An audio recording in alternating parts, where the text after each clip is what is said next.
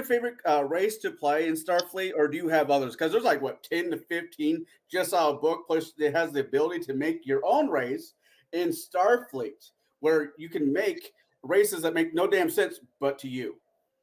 Now, just look at the map and look just Zen, Lyrans, and Hydrans. Those are my races right there. Oh, so the Gorn. you just want Throw to the know Gorn what in I there play. too. What? Gorn. Gotta throw the Gorn in. Those pirate stealing bastards. Orions? No. No. Gorn. Gorn are awesome. Oh. But I would play Romulans, but nobody wants to ever play stealth and cloaking rules properly. So no. Yeah, where are you on the board? I don't have to tell you. I do have to give you an idea where I am, but are you actually playing with EW rules properly? No? Then we're not playing Romulans. So I'm just going to go play Flyer the Vampires over here with the Zin. Fuck off. I'm sorry. I got one race I keep playing. What's that? What do you think it is? Just knowing my personality. Klingon? Klingons? No. I play Klingons, but I've gotten really good at it. My favorite thing to do. Okay. Ridged or unridged? Puerto Rican. Oh, come on. Now, okay, yeah. The part was, now, favorite Klingon cruiser? D7 battle cruiser. Okay, no. What model? Come on. This is Starfleet here. This is Starfleet Battles here. Come on. You gotta give me variants here. Like, what's your actual, what's the model you like? Like D7D, like D7D, D7C. Come on. D7D. Oh, you like drone bombardment cruiser? Okay, we're friends again. Okay, this is good. The world is happy. I am satiated. Well, no. What my favorite thing to do is because for those who don't know Starfleet Battles, it is an impulse-based game, and there's 32 impulses in one turn. Now, one turn can take anywhere from an hour to fuck my life. And then the accounting phase starts. Oh, Right. no. The accounting phase is a hell of a lot easier than the old school. Well, old school is not bad. It's what. Oh, no. 32 plus 4 batteries plus. Wait. Your APR is 5, so that's No. 39. No. Stop. You have no idea what I'm talking about. Oh. You're not. I'm talking about the old school Starfleet battles. Commander's Edition? Yes, where you had to sit and calculate everything in spreadsheet for each impulse of exactly how much power you were using. It took an entire weekend, and you just got into battle. Oh no, I love that. I love kind of all my warp boxes and all my impulse boxes, and all my APR, AWRs, and I love figuring all that. And then fire control, EW, life support, teleporters, tractor beams. Oh, no. Forget your teleporters because no one's going anywhere. No points are needed. High energy turn plus 5 points. Shield reinforcement, specific reinforcement, bubble reinforcement. Oh, God, I love that game. No. Every Tuesday, I play this game. Then I go and play Babylon 5, which is even crazier. But Starfleet Commander, no, I know the shit you're talking about there, Baron. Like I said, you count your warp, then your APR, then your impulse, then you add your battery, then you go from heavy weapons to life support, armor, fire control. And I can see the sheet in my head. Yeah. No, what did I get myself into? Starfleet Commander is so nice, but old Captain Edition Starfleet Battles is like the greatest game ever. Because like I'm gonna play just 2 ships. That's all we're gonna play this weekend, and it's gonna be great. So yeah. And then, but we used to have a group of people who were so good at it that we got to like get like in a weekend like a whole 6 or 7 turns of actual SFB down. in a single day, and it was great. You know, I know Starfleet Commander has the opportunity to make it a campaign like RP, but we can't get past blowing the shit out of each other. Oh, yeah. Well, okay, that's the whole point of the game. We're just there to throw spaceships at each other until something blows up. So tonight on Table Breakers, we're talking about sci-fi and sci-fi games that you might enjoy. Starfleet Battles is not one of them. That is for masochists. I am a masochist. So I was hearing Kai ramp up, and I could tell that he was doing full phasers or full power to his anger and his adrenaline. So I'm like, oh shit, he's talking about ST. He's talking about ST. I gotta kick it on. Monkey. Monkey. And so I had him slap it, and we started streaming, and that was 9 minutes ago, and it was great. Look, I don't get to talk about Starfleet with a lot of people because it's an older game. God, it's an older game. yeah. And a lot of people just don't play it anymore. Yeah, because everybody else is like dead or in retirement homes now who played that game. So it's beautiful. But it's one of my like 3 games I played that were science fiction-y that I still get to play. It's great. Do you have the Tome of Madness that goes with it? The 800-pound page of rules? 100 pages? Wow. No, I said 800. 800 pages. We're playing, okay, 800, yes. But that's still packed away. I haven't had a chance to unpack the SFB manuals yet. Which gives me like a stack this tall. It's huge. It's glorious. So after that madness, Bruce, do you wish to host the madness and keep the train on the tracks? Well, I'm going to ask. You guys are discussing one of my favorite but not often played games, Starfleet Battles. And tonight's entire theme, we're discussing sci-fi games. Episode 20. We want to discuss sci-fi stuff. And when I mean sci-fi, I'm not talking about like space opera, Star Wars, or like Serenity, Yeehaw in space. I'm talking about good sci-fi. So I was expecting like Star Trek, Traveler.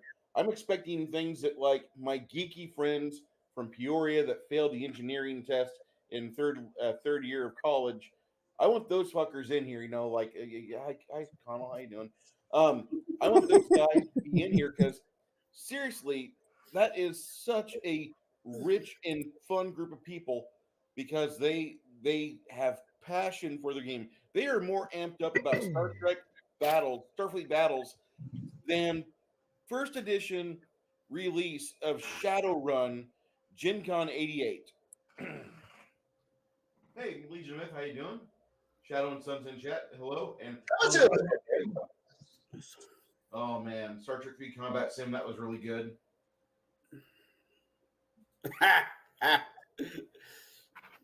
No, Shadow and Sun, you're not that old, but it's okay, buddy. Even if you are seasoned, we feel like we're young until we hit like, early morning rolling out of bed. Oh God, that's not supposed to pop there. Oh. There's a staircase between me and the bathroom. This is gonna suck. Waddle, waddle, waddle, stumble, fall upstairs. I don't want to talk about that right now. Stumble, stumble, roll. Stumble, stumble, fall. Oh, we're talking sci-fi, not pirate. Sorry. Starfleet Battles. How do you guys prefer to play Starfleet Battles? Kai. I would prefer a small squadron of ships, a cruiser plus 2 escorts, engaging another cruiser and 2 escorts, and operating along that. Preferably a meeting engagement, usually for that, and then we just run. I run from there, depending on how many players we got and how many people want to be playing. Because most people can run 2 to 3 ships without having a mental breakdown. So.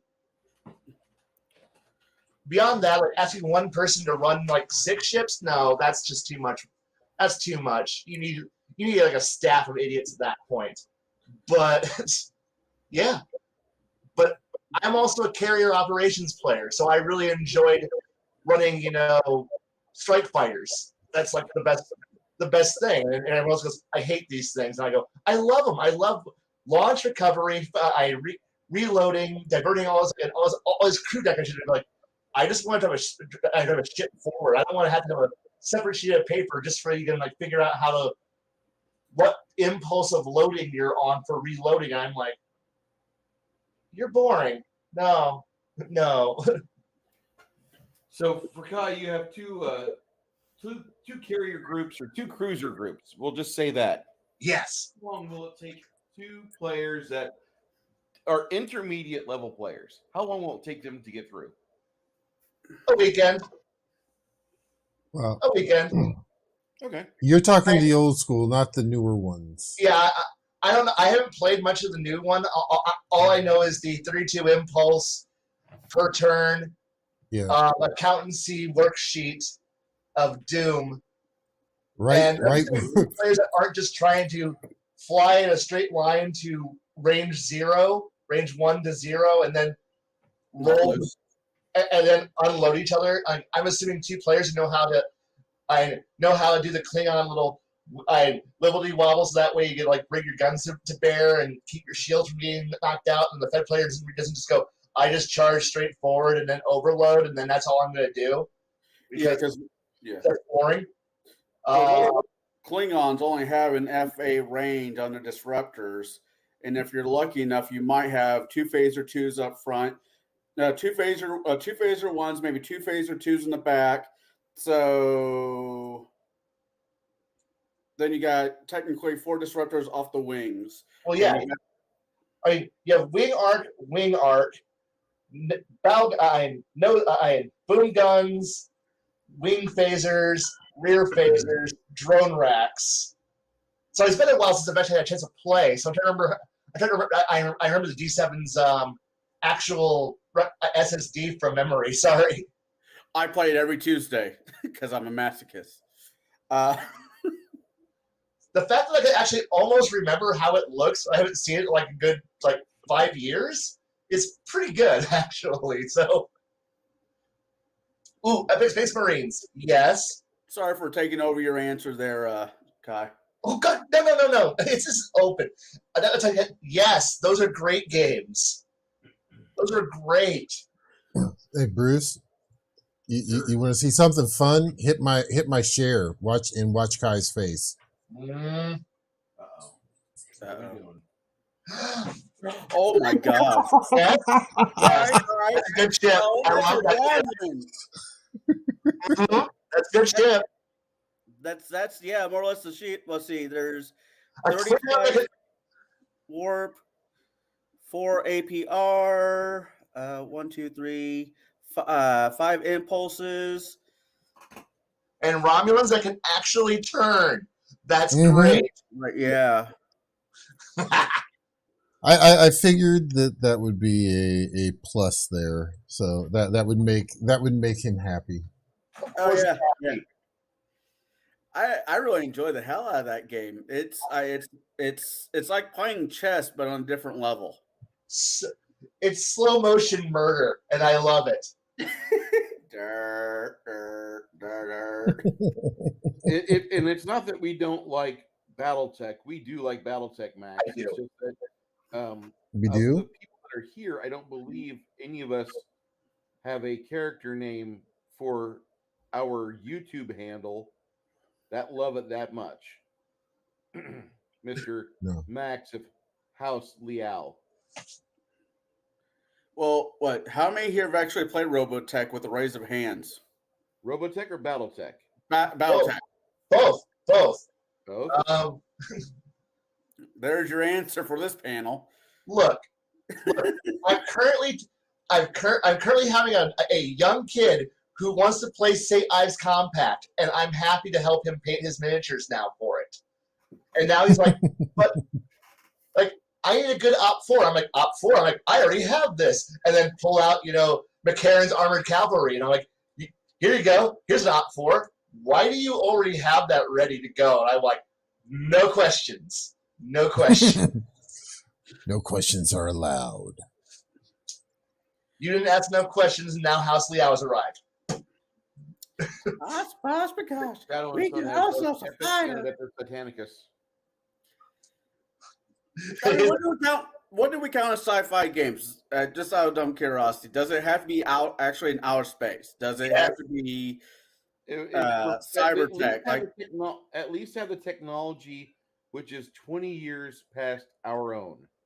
so was it Shadowrun? Shadowrun? I would say that doesn't fit into sci-fi. That sits in to more of like a cyberpunk, which is about 5 years down the road. Which version of Shadowrun were you talking about? Boomer tech or the current weirdo game? I don't like the new one. I haven't played Shadowrun in the better part of 17 years. So Oh God, Renegade Legion? Yes. God, another person who has Renegade Legion on their mind. Yes, please. So we're talking Starfleet, Star Trek, Starfleet, Star Wars, I want to keep Stargate. I masturbate to Star Wars enough as is, so we can probably skip that for tonight. I do have the map for the solar system for the Expanse that actually has communication delay between planets and average time between planets for based on G-force of acceleration. So that's nice. So, okay. I'm just like, what? What's so funny? I don't know. No. It's just you pulled that out, and now Connell is completely speechless. He's like, I don't know. He isn't talking any better than Rocky did at the end of those fights. I'm just saying. If you're playing a space sci-fi game, it's communication delay. You cannot. There is no such thing as FTL sensors, and FTL communication doesn't exist either. So therefore, if it takes if they're 5 seconds away, that's fucking 5 seconds communication lag, and your sensors are seeing 5 seconds ago.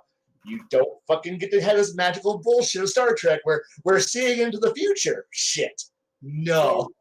We're watching old Japanese kung fu films for communication. You see the mouth moving, but it takes about a second delay for the words to come out. Gotcha. Unless it's the Honorverse. Then it's yes. If it's the Honorverse, then it's like, well, good luck. I am playing that this coming Tuesday night. I am playing a homebrewed version of the Honorverse with cigar tubes that only shoot from the broadside, and they have lasers, gazers, and missiles. Oh, I don't have it in here. Oh, there it is. One second. Kai has already written this game. He's waiting for these people to approve his manuscript. Little Star Kingdom Manticore flag, because you got to be able to have it to wave it every once in a while. Just show up. So, I know Bruce last night when we were talking about how did you get into the hobby. I know you said your introduction was Starfleet. Was it Star Wars? Star Wars. I'm sorry. Star Wars D6 system. What about you, Baron? What was your first sci-fi game? My first sci-fi game? First game. No, first sci-fi game. Well, we're staying with the sci-fi aspect. Oh, okay. Actually, it would have been Traveler First Edition. I can honestly say with great regret, I've never played Traveler. I might have to fix that. It's worth it. Just try it. Pick an edition. Doesn't matter. Just try it. All right. Pour one out for my homies. Yes. What about you, Kai?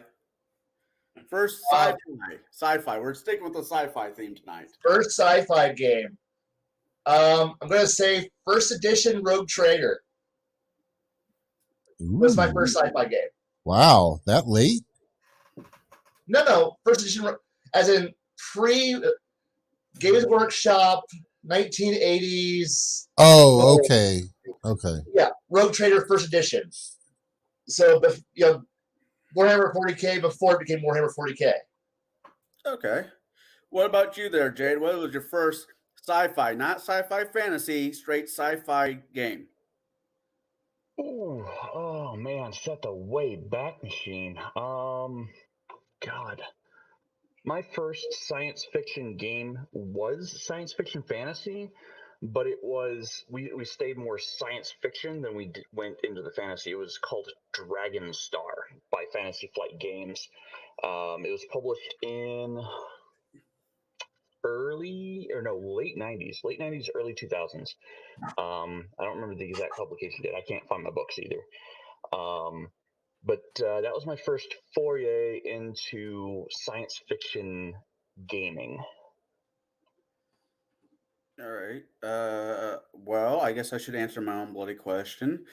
Technically, without knowing it, my first sci-fi game was the game that that gentleman just said, Dragon Star, because he did a 3-4 night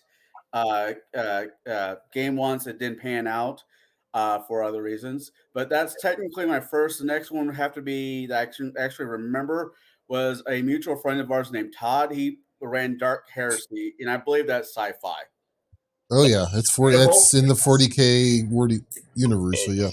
It's grim dark sci-fi. We were playing that with Repo the genetic opera playing in the background. It was a really weird scenario. Yeah. Seems legit. Now we rapidly moved past Rogue Trader and went over to Renegade Legion BattleTech and Star Wars D6. Those were like the 3 core games for a long time. And every once in a while, there's part of the rotation that D&D would fall in. It's like, so it'd be D&D sci-fi game, D&D a sci-fi game. And that's how, that was our junior high school, or alternating back and forth because we like space combat. We like shooting laser beams. We also like stabbing people with sharp objects, and that's how it worked back and forth. Yeah, I like sharp objects. I mean, all right. So that was how we got into it. I guess my next question was it from watching the show and realizing that there's a game that goes with it, or playing the game and realizing that there's sometimes a show to go with it? Wait. For what game is your question targeting? Any game, any sci-fi game, Star Wars, Star Trek. There's never been a Traveler TV show. Well, there was that one that BBC came out. I'm pretty sure it's nothing like Traveler, but they were in space and had a cat person. It was kind of cool. Well, That's called White Dwarf. That's Red Dwarf. Yeah. Red Dwarf. Yeah. White Dwarf was their publication for GW. Or a game that thinks that if gamers aren't broke, fix it. Yeah. Oh, you're not broke. You have money. We shall take it. Release another edition of the Space Chaos Dwarfs. Release another codex. I've always been amazed by a lot of these sci-fi games. Just the figs. I like figs. I like figs of all kinds. But some of these ships that they come out with over the last years, it be metal or plastic, are absolutely gorgeous once they get painted up. I mean, Space 1999 could be made in a Traveler. I'm pretty certain that happened in a lot of gaming stores in the 80s and 90s. I'm almost completely certain that happened because of the events that happened on Space 1999. Mainly the second season when the moon went away. I mean, isn't that the far away? I'm always sad because I never get anyone to play this game. This is one I keep wanting people to play, but not anymore. I know that game. Renegade Legion Leviathan. Renegade Legion's capital ship combat, which is slow, miserable, and lethal, and I love it. Well, in on that point, if you're gonna be doing that, you can break out, the Starmada rules and Drop Fleet Commander is also on the list of games I want to play, but can't find people to play. Hey, you got 4 people right here that could figure out how to play these games with you. Yeah. Now comes the problem. Time. See, time is a wibbly wobbly, timey-wimey stuff. Well, until you can get a TARDIS to come over and pick my ass up so I can game for a weekend and then come back to work the next day, That'd be cool. But That'd be cool. Well, if we can attach the TARDIS to the castle in Connecticut that we talked about in some other podcast, that'd be amazing. playing dropships would be fun. Hey, what do you guys think about Spelljammer? You know what? To be Never fair, played the original. if I can find a DM that will run that the same way as that cartoon that we talked about last night, Pirates of the Dark Waters, and I could be a monkey, the monkey kind, or the monkey, whatever the fuck their names is, I'd run it. I'd play it. I don't care. I'm curious about the world. If I can find the right DM, that's any system out there. You can find the right DM. You can take a piece of shit and shine it up. Well, That's- I'm just going to say that Spelljammer, the opening 6 pages of the introduction to Spelljammer is probably the best part of the entire written media of Spelljammer, because it talks about all the writers getting together in Lake Geneva, and they're going to go hang out at like an IHOP or a Waffle House, and they're all excited. They're all jazzed up about this game Waffle House. setting. Yeah, a Waffle House. Smothered, They're like, smothered and covered. these people are like jazzed about it, and they want to like just get their ideas out there, and so they've all got their spiral bound notebooks because it's like 1992, and nobody has a good laptop, so they're writing all these ideas down, and the waitress is there just kind of listening in, and she says, "Are you guys working with Spielberg? One of my friends said he was in town the other day." And it's one of the best anecdotes of RPG media when you have your fiction writers that are designing a new game setting, talking about this game setting, and it makes the people nearby interested, and they want to kind of get in on it and listen, because other patrons were listening into the table as people were writing down ideas about all these weird ships gallivanting through space. So I do recommend, if you get a chance, to read the original books for Spelljammer, but that doesn't mean play it. Check it out. See if it's for you. What? I don't know. I'll play anything once. If I don't like it, I won't play it. I don't.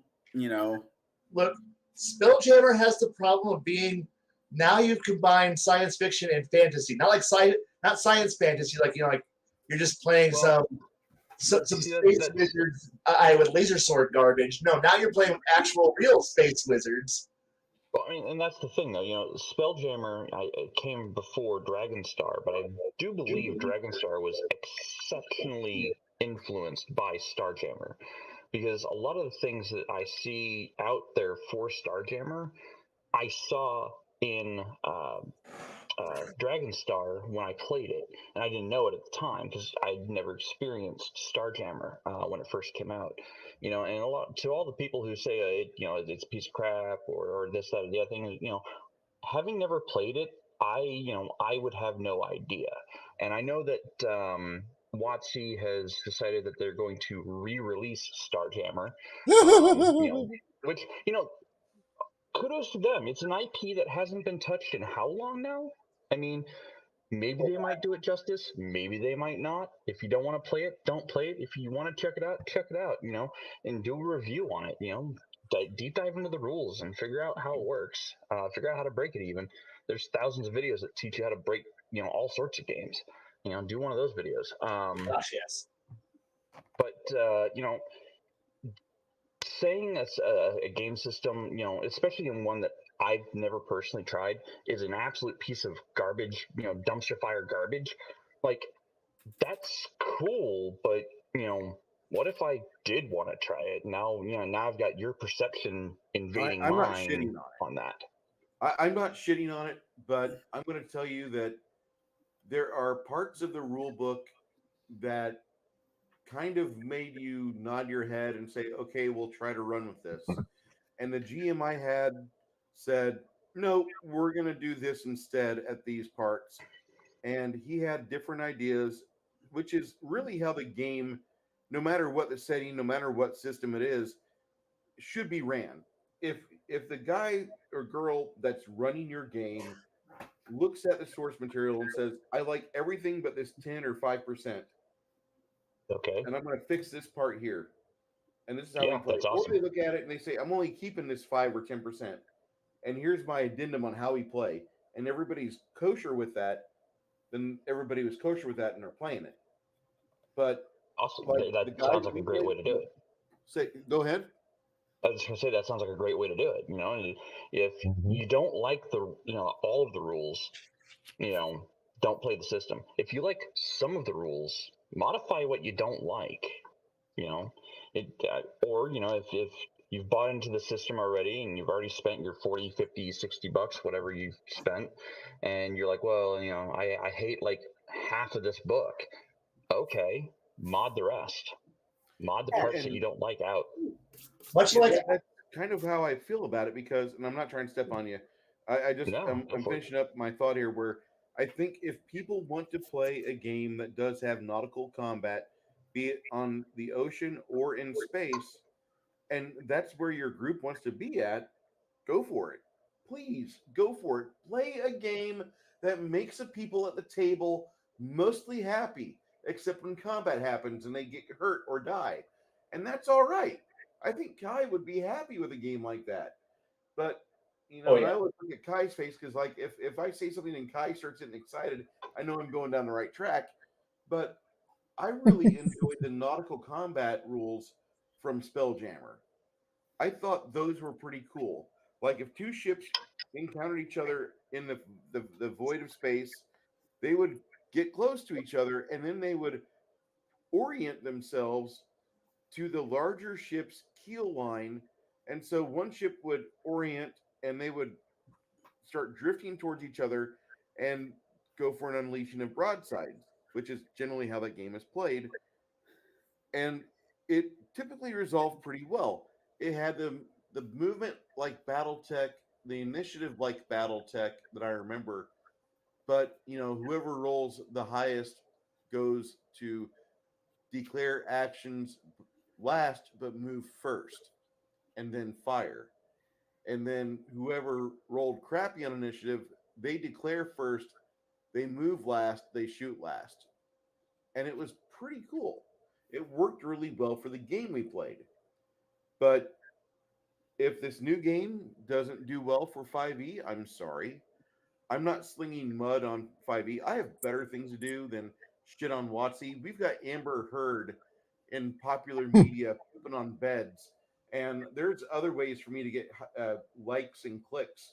So I think I'll go there instead.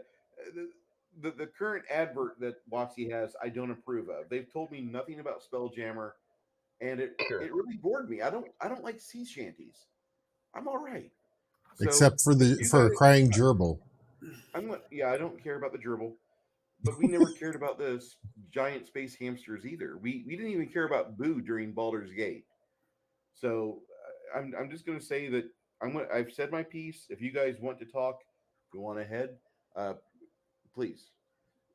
As a guy every Monday that is technically runs 5e as an engine is in two different 5e campaigns. I've been playing since 3.5. I'm not a second edition person or third edition. I jumped in at the 3X into Pathfinder, now into 5e. Now, of all the systems out there that have the word D&D in it, I can't stand 4.0. And there might be people out there who love 4.0. I just don't Very like few, somebody but hold. okay. I just don't like somebody holding my hand when I'm playing D&D. And if I want to play World of Warcraft, I'll go play World of Warcraft. But that's my opinion. 5e anything is getting a lot of crap because the people behind it. I don't care about the people behind it. If they can tell, if they have a decent writer, they can tell a story that's not too far off the what the fuck was I just drinking, I'll go along with it.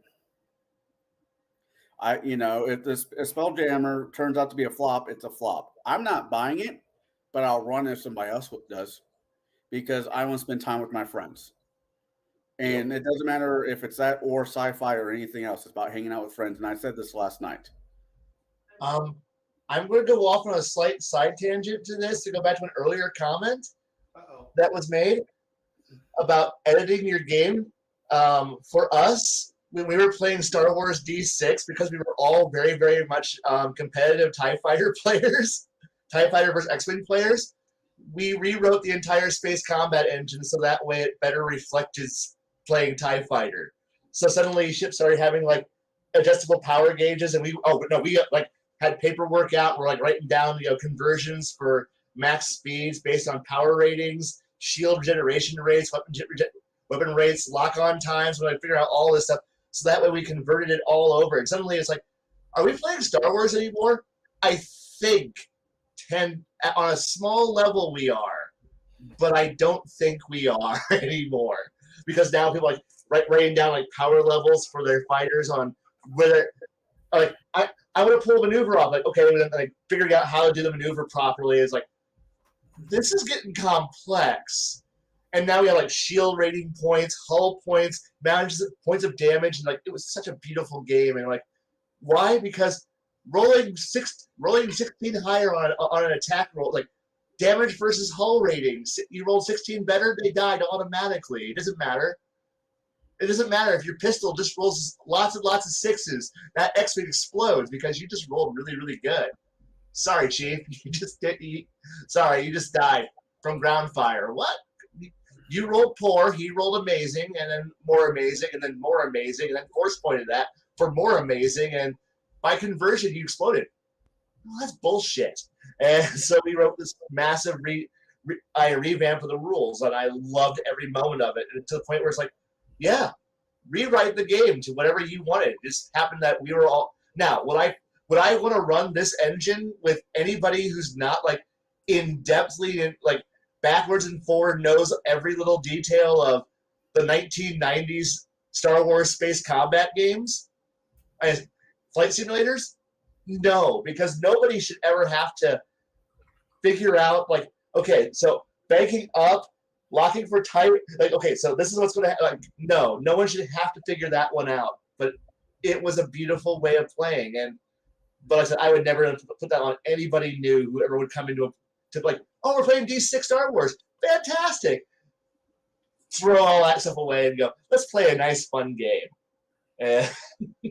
Okay, so, we've kind of went around on this. What is your favorite system to run as a game master or player for science fiction? Like, what is your favorite? Not what's the one that got you into it. What is your favorite? Oh, favorite? Ultimate favorite. Yeah, start with you, Tom. Ultimate favorite will always be West End game Star Wars. That will always be the best. But if I had to run a game that was not West End game Star Wars, because people are like, I don't want to deal with Jedi, I'd probably run something from DreamPod 9, one of their various engines, because I like the Silhouette engine, even though it does have the you roll low, they roll high, you die modifier. But then again, I like automatic death sometimes in my games, where it's just like, oh, sorry, you got evaporated. Why? Lucky shots. Bad shit happens to you. Luckily, the game engine's fast and easy to make new characters. Roll a new one up real fast. And it's like, buy yourself up a new character real fast. And they're like, but combat's lethal. Look, they're using a rocket launcher that shoots massive anti-mech missiles. You're a dude. You got hit. Shit happens. Sorry, son. Move on. Oh my God, yes, Silent Death. I forgot all about Silent Death. How can I forget Silent Death? Ugh! I never forget about Silent Baron? Death because it is my favorite space silent skirmish death. It's the best TIE Fighter X-Wing simulator out there. Yep. That, and then you can also throw the Armada rules on top of it. That would be beautiful. People, I know people who have done it, and it is beautiful because you build your ship in Armada and then you use Silent Death for the actual combat side. Goals. Kai's gonna have to go change his pants now. Actually, my sci-fi would actually be Traveler, and it would be Traveler First Edition. Okay. Any particular reasons, or? I just like the way the engine works. Okay. It's very fluid, and the thing is that you have different tech levels. So you can actually have land on a Stone Age or a Bronze Age planet. Don't get off the And, dropship. Don't get off the and shuttle. yeah, don't get off the shuttle. And on the other side, you can get off on a tech level, a high tech planet where you don't even have to walk. They've got suits. They've got suits that can attach to you and fly you around wherever you want to go. A TL-15 world, beautiful. Yeah, exactly. So I mean that's the thing is that that you can with that you can change, and it to me it doesn't get old just for the simple fact of because every planet you go to is going to be different with the tech level, with what is there. You've got the scoop, to refill your scout. My favorite ship was the scout ship. The modular scout ships, I should say. Yes. Where you could just plop whatever you want onto it, and you just use your scoop up, go to the gas giant, skim the atmosphere, scoop up your fuel, and whoop. You know what I really want to see?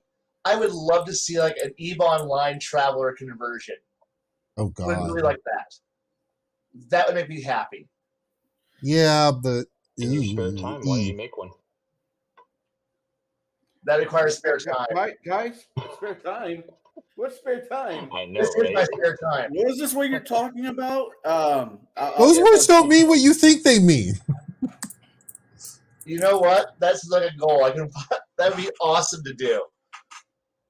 Just start converting starships over, and then start converting the map. Yes, the map. I'm new goals. Actually I'm torn between two. Okay. There's a crossbreed between them. I know Starfleet. I could run Starfleet. Everybody, I'm sorry, but the top speed for this is early days of the war, so there is no special missiles, no special drones, no swordfishes, no whatever. They're just regular drones. Speed 12. Speed 12, so it takes 3 days for the one drone to hit the person. No special captains, straight bones, old school Star Wars. And there'll be a line of races that are playable, and there'll be a line of races that are not playable. This is before we know what Romulans were. You mean Star Trek, not Star Wars? Okay. Yeah, I mean Star Trek. I meant Star Trek. I'm sorry. Someone remove his star card. One has daddy issues. One has daddy issues, and the other one has, well, we want everybody to beat the Federation. So it's kind of weird. No, the other one has shut up, Wesley. Yeah, so it's the old school. Now, the other one I really enjoy is Babylon 5. Yeah, get out the spreadsheets. I like Babylon 5. Now, somebody had the smart idea to combine Starfleet and Babylon 5. So the sheets that we use are more leaning to Babylon 5, where you have structure damage and everything else damage. So it's not like once you get past the shields on one side, it's an open buffet. There's actually things you need to do, and I'm really enjoying that. But yeah, I don't know Babylon well enough to be, hey, I'm running a campaign out of Babylon 5. I still have to pass the first fucking season. Jesus, Mary and Joseph. There's not enough alcohol in the world. Gotta dry. Skip that season. Go on to the good seasons, aka 2 through 4. Yeah, okay. I'm a traditionalist. I like to start at the beginning and end at the end. I'm kind of weird that way. But old Starfleet would be fun. Okay. What about you, Bruce?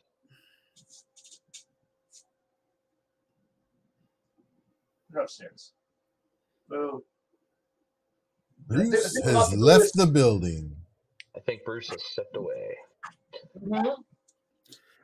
Well, I think that, I don't know, Kai, you played Starfleet. I think there being, if you're doing not a campaign, but a building up, I think you don't get all the races all at once. I think there should be a build up. Depends. What depends.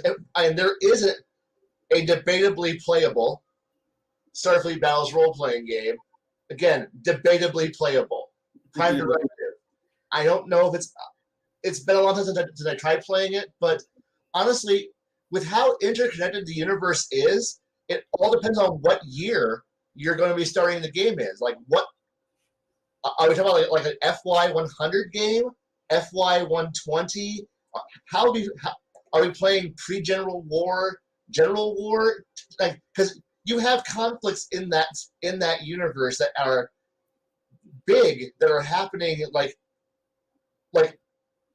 as far back as like Y97, Y95, Y80, when you still have Impulse Condor class dreadnoughts True. floating about, and you haven't got the first, you haven't seen the first CA yet, so you're still running around with old series and old style CLs, and the old armored cruisers that are still floating about, and you're looking at primitives. So the primitive era is kind of that. The thing is, once you start getting out of primitives, like the first arrival of the cruiser of the CA, the center CA, so you'll start seeing like D5s, D6s, and like early CAs floating around, and then D7's that big scary bird, and you're like, oh crud, or is it a D7C, which all those have introduction years. So it's really important to actually know what year you're in, so that way you know what ship, what refit, what model, and what's going to arrive at what point. So you'll have Tholians early. Sure, you won't know about the Hydrons yet if you're playing early, because they're still being occupied by the Klingons at this point. You really won't see the Lyrans at a certain point, because they're still in a pissy fight with the Zin, who haven't done anything useful yet. And the Gorn, who gives a shit about what they're doing? They're just out there being Gorn. And the Romulans are useless until about Y130, when they finally figure out what a warp drive is. And then you get to see the War Eagle finally show up, and then then the fun begins. Oh wait, because Y130 is the TV series, and now you get to see, oh shit, that first War Eagle, and oh crap, what's that horrible monstrosity that's sleeking up to me? All of a sudden arrives, and hey, Balance of Terror, we're playing that episode. Oh shit. And okay, so we don't have the ISC yet, because the ISC are off fucked up in who gives a shit land, way off, and no one cares. And sure, there's no Andros yet. I'm okay with that. No Celtorians yet. I'm okay with that one. Celtorians kind of suck. And you have Orions, and they're okay. The Wind Cluster? Wow, that's a race. What was the race that shot webs out of their ship? I always thought that was Tholians. That's the Tholians. But they don't arrive with their Dyson sphere in tow until early, like early in the setting. It's like around like Y100s when the Tholians arrive with their big giant Dyson sphere of death.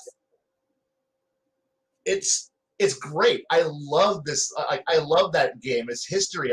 I love that I can actually trace a ship's evolution and refit line from its origin to its end point across nearly over a century, actually, from when you get to the ISC occupation and the Andromedan Wars. That's an amazing, the fact that setting is so very well written out. And then you get the X ships that are arriving, which are pretty much the movie ships. And you're like, this is amazing. And then you go look at real Trek and go, what the fuck is wrong with you? No,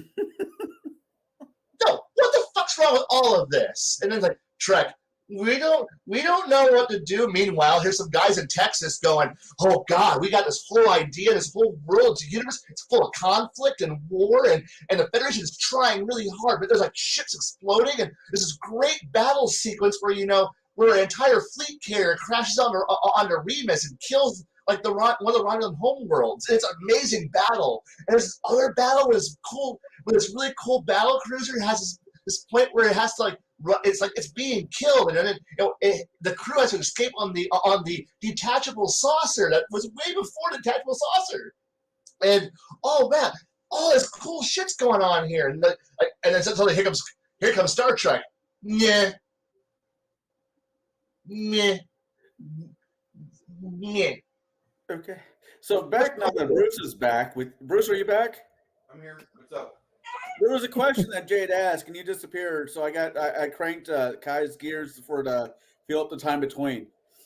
What was the question that Jade had? I'm sorry. So the question is, what is your favorite? Not the one that got you started, but what is your favorite science fiction system or setting that you like to run in or play in? I'm still going And to go why? back to my old standard of Star Wars, the D6 RPG. Okay. West End Games. Yep, West End Games. They did it right. I mean, Max and a bunch of others would probably say that's one of their favorite systems that they've played. If you were involved with it back when it was coming out, that was the system that why am I forgetting his Everything name? right. Timothy Zahn used that system as background reference material for the Heir to the Empire trilogy in the early 90s. So if there is any accreditation that we can lay claim to it, the D6 system for Star Wars is the only reason we have Star Wars active today, because Disney saw it being a pile of money in 2012 or 2015 whenever they bought it, and they wanted that money as their own, and they saw the heyday money in the 90s when they had Power of the Force figures. They had the D6 RPG, which was not really making tons of money, but it was getting a segment of the population to buy more stuff. The people that buy the RPG books, they also buy the tech manuals. They also buy they buy stuff like what Kai's got there. The Imperial Source Book.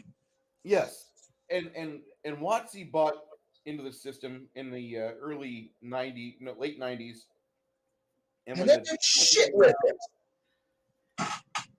the only good thing they did is that they had Bill Silvesic, the original designer for D6, write the D20 version.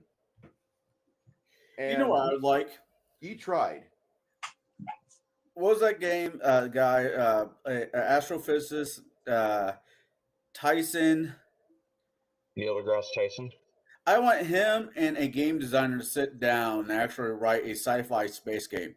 No, I'm good. I've got plenty of space games I could play that I enjoy, and I don't enjoy time that I spend watching Neil deGrasse Tyson. I find him to be a dull cunt. I do.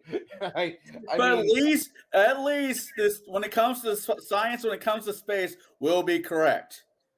you know, Well, okay, if you want to talk about that, there's a book series called The Lost Fleet. And that right there, I absolutely love it because the guy who wrote the book is a former Navy veteran. And the way that he wrote that book is when you come into a star system, it could take you 40 to 80 hours to get across the star system to the next jump point. Wow. You know, it's not like a Star Wars where, oh, I'm right at the planet. No, you have to jump in away because there's gravitational forces. And just, and Traveling then you come in. with Neil deGrasse Yeah. Tyson. Well, there was a the thing is comment. that I like there's really good sci-fi out there that's been written for RPGs and tabletops. I don't, and I'm not trying to slam deGrasse Tyson for his intellect, but I don't think that him being an internet superstar is helping him with his theses. I don't. All he's doing is just getting fans and likes, and he's addicted to the fame. Now, if you want deGrasse Tyson to make a book, fine. But if we're going to do that, I really want the guy that played Drago in the Rocky movies. Yeah. Yeah. Paul Rush. What? I know who you're talking about. He can do anything but play the Punisher again, for fuck's sake. Go to hell. To me? That's a great movie. Oh my God! Stop drinking the water. Okay, Go ahead. I just remembered my actual real favorite. This game, this ancient ass game right here, Imperial Starfire. It was last good version was in the late 90s, and this is a game of communication lag. Sensor ranges are that, and hours and hours. There you go, Imperial Starfire, and it's in the 3rd edition revised rule book. If you want to have transit times measured in 100 hours, 100 hours to travel from one jump point to the next jump point. If you want sensor ranges where you're going, I think I can pick out somebody at, okay, so they're at 5 light hours. So that means that their sensor ping, they can be anywhere in that direction for 5 hours of movement, which could be pretty far. And your weapon ranges are at a point where most people are like, "Oh, we're playing space combat, woo!" Where you get like the point where you can see the other ship out the window, or like, "Sir, they're closing to 25,000 kilometers." Ooh, that's a long shot. I don't know if we can make that. Meanwhile, Starfire, which is written was created by David Weber, who went on to go write some amazing books elsewhere, and where you get people going, how far are out? Like, where can we begin shooting at somebody at? About 30 light seconds. That's when we can start shooting at somebody. Well, why any further? Because at that point, we're aiming at somebody who's moving at 0.1 speed of light. 1%. 1% to 10% C, and they're moving at. We're going to be shooting at them in 30 seconds away. They could be anywhere, evasive action. So you have to close a little bit. So you start looking at ranges measured in, light seconds. Most people are going, oh, that sounds kind of pretty far. And so it's like, oh, cool. We're now closing to 16 light seconds. I think we can now begin to start firing now. And we start realizing, we are playing a sci-fi game of, sir, they've entered into the orbit of the moon. Oh, good. Short range. Start firing. Meanwhile, if you play some other sci-fi game, it's like, sir, they've entered lunar orbit. We need to wait for them to get closer into low orbit before we can start to shoot at them. Bullshit. And so you actually have, it's wonderful. So you actually have to worry about everything's long. Everything's big. You have to figure out, and this game here actually has a wonderful system of, you have tactical movement, then you have every couple of seconds you get to actually move, and then they go up to every minute, every hour, now up to every day, and now you get to actually start figuring out strategic movements. Ships are engaged, are traveling across systems, trying to make it to intercept. And all this is all happening in this massive, just swirling mess. And then you look at after you get something like this, you start looking at other sci-fi games well, I guess we gotta go to quarter impulse and start flying at each other, and well, we're getting closer, start shooting about now. And nothing fucking happens until you get to, well, put Bob in an airlock with a phaser rifle. Okay, cool. You're that fucking close. If you're so damn close. This is why I hate watching Star Trek. We're such an advanced sci-fi series. You watch the actual show. You're so fucking close. You can see the other guy's light bulbs in his bedroom. Hey, that Romulan apartment complex is flying at us, and I can see who's actually in their bedroom today. Having who's reading while we're at battle stations. And don't worry, they can see who's taking a shower in one of our bases. Even though we're at red alert, the kindergarten's having his class still because that's how Star Trek works. And or hey, we're gonna go play. We're gonna go play some Stargate SG-1. Once again, everybody's at so fucking close range that it's like, oh shoot, and we're still missing. But why? Because I can see the other ship's hull plate number. I can almost get close up. I actually can see what serial number is on the gun barrel. Hey, now, Ty, we have a long history of shooting. World of Warships? Was that? Have you ever played World of Warships? I love that game. I get broadsides point blank with somebody with my tech level 7 cruiser, and like 1/3 of my shots might land. I know. But, okay, that game's got horrible Sigma. All those guns have horrible Sigma. It's like, oh, it's terrifying. Well, see, unless you're driving goddamn Soviet cruisers, fucking laser goddamn accuracy there. 13 kilometers? Not that shells. Oh, look at that. 6 citadels. Fuck yeah. Hey, we have a long history of having sci-fi shows where the main villains can't shoot for shit. well, the other thing is too is that and I'm going to roll back to the book I was talking about earlier. When they're going in to fight each other, humans can't fire. It's all the computer. You set the targets where you want to shoot, and the computers do the shooting as they go by because they're going by each other so fast. By the time that you register what happened, they're already 5-10 kilometers away from each other easily.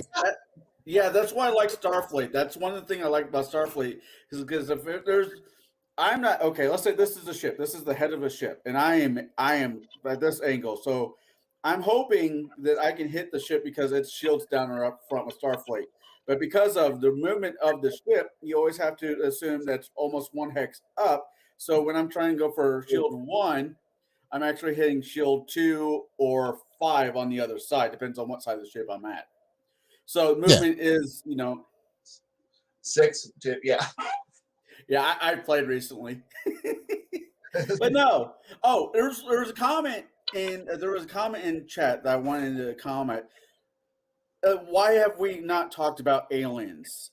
I like the franchise Alien franchise. Well, I like some of the Aliens 1, 2, and really 1 and 2. And Predator is a whole different creature. Yep. But Aliens, Predator, and Terminator have only had 2 movies. The first 2 movies of every franchise rock, but yet every follow-up past 2 is a steaming pile when you try to go back and enjoy it again. It's like, I don't remember it sucking this bad when I was high on popcorn and fountain drinks in the theater. This sucks. But Aliens would be a very interesting RP to run for sci-fi, but the problem is if the aliens are not outrightly killing everybody every other session, you're running it wrong. And that's my opinion. I could be wrong, but aliens have a lot of things going for them that the normal human soldier does not have. Yeah. There's a reason why in the first movie you didn't see the alien until the last 20 minutes of the film. Because they have like a natural nat 22 stealth at all times. Humans watch one sci-fi movie. I challenge you to one sci-fi movie or TV show where somebody actually looks up. We look to the left, we look to the right, but we don't look up. Right. See, the important Go ahead. Wait. Hold on. You've triggered Mike. Or you triggered Jade, I should say. I feel a red versus blue comic coming. Oh, God. Yes. Okay. Yeah. That is one of those things. No one ever looks up in the films. No one ever looks up in... Hell, nobody ever looks up in video games. Like, you could be this, like, ungodly, paragon of stealth, clinging to the ceiling, waiting for someone to just walk through a doorway, and they never look up, and you just go, oh, and you're dead. I used to do that in how was it N64 GoldenEye. I would put proximity mines on the fucking roof or on the fucking because no one knew that you could use the controller to look up. So when they'd walk by and they'd die and they wouldn't know why. That it's one of those tropes in science fiction that I wish would just go the fuck away. You know, people are more observant than that. If danger could come from literally any direction, you're gonna check every direction. You're not just gonna check your corners, at the door frame. You're also gonna look up slightly to, see if there's anything above. If there's a tripwire or a trip laser above, you're going to look for that stuff because, well, danger is everywhere. Yes, Having we played will. a Danger, Will Really a Robinson. lot of Danger. Danger. Now, here's the thing. You know what taught people to look up in most of our generation? Halo. Because we're always looking for that camping bastard that has a sniper rifle on some damn hill that we weren't counting on. And if somebody would run a Halo campaign, God damn it, church. that'd be freaking amazing. Tell me what you see. There are some walls and some ceilings. Wait, no, just one ceiling. You can't. If I can't see you, you can't see me. Now, Yeah. having played a whole lot of Alien vs. Predator, people don't look up. You can be the only alien on the wall, over a door, and people are like, done. Yeah. When they look up, plop. That's what you drop on them and just spear with your tail. That's what you do. Alien 3 had a lot of crap to it. But one of my favorite part in Alien 3 is when the guy's chewing out everybody in the mess hall and he's bouncing that ball up and he's catching it. He's bouncing the ball up and he's catching it. Then it just disappears. He looks up. Next thing you see is Xenomorph reaching down, grabbing his fat ass, taking him up into the ceiling. That's how most RPG Alien games would probably turn out because everybody be too bitching. Game over, man. Game over. And if I was playing an Alien RPG game and since there might be xenomorphs on that campaign, I'd be looking at my captain, permission to blow up the fucking planet. We're not going there.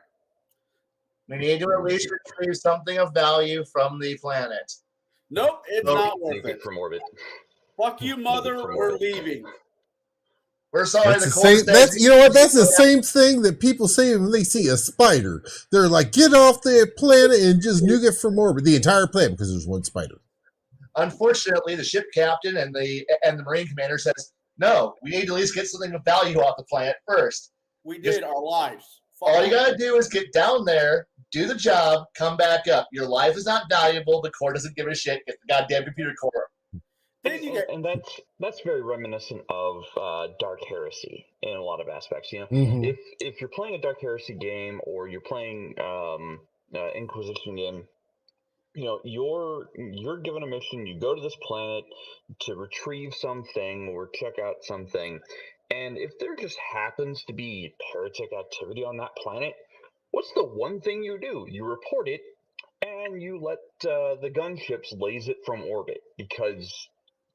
No, not dealing with elder gods. Okay, thanks. Die. You just gotta go survive the encounter. All you gotta do is survive the encounter with the Gene Stealer cultists, or No. or the dark, or a dark Eldar hunting community that you stumbled across trying to open a webway gate that everyone's forgotten about. It's hidden in the bowels of a basement, and you're like, oh shit, Eldar. How do fuck? And I mean, all you really have to do is just give the cultists of Big Papa Nurgle a hug. I mean, that's all they really need. They're gonna love you as much as you do. Yes, and I understand that the it's game worse. strongly suggested to avoid putting aliens in every session. But if you're fighting aliens, if it's an alien campaign, you got to make it about more than just aliens, though. There's a lot to that universe.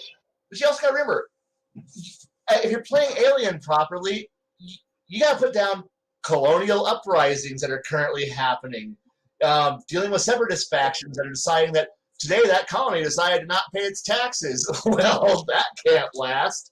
And suddenly you're being sent in to go be you're the big boot who's in the area. Go take care. Go make sure that remind them who's in charge. And but aren't we the good guys? Are we the baddies? Yeah, we're the baddies. But my paycheck's tied by Earth, and as far as until the check balances, I shoot. Because you're not playing Alien to have a morality conflict going on here, are you? I mean, I would hope not. Right. Actually, that brings up another question. Where do you draw inspiration from for science fiction? I mean, there's the obvious answer of books or television shows, but like Firefly. Yes, Firefly. The Expanse.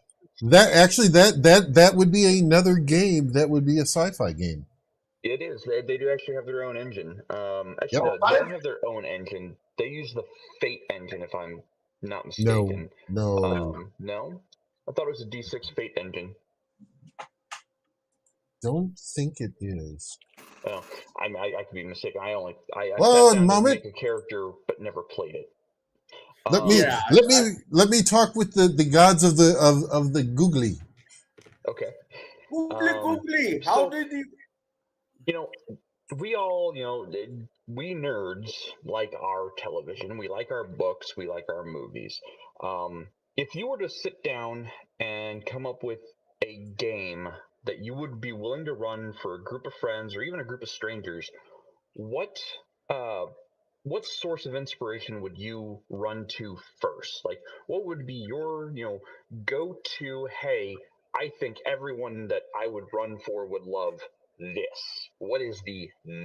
I'm going to start with Baron on this one. Well, first off, I have the answer. It runs a variant of the Cortex Plus engine by Margaret Weiss. Okay.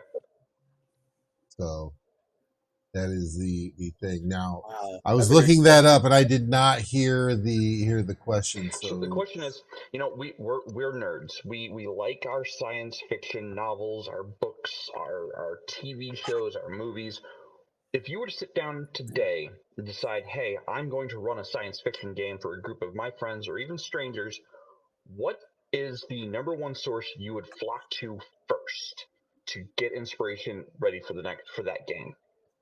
Actually, I think with Traveler, you can easily do a Firefly type game with that. Just for the simple fact of you're hauling stuff back and forth. You've got different governments. You could actually do that. So I mean, you could even have the Reavers out in space. Order, I hope if I fell into that situation, there's a particular order I wish they would follow, starting with killing me. But yeah, you can that, or even I would draw on several different places of inspiration.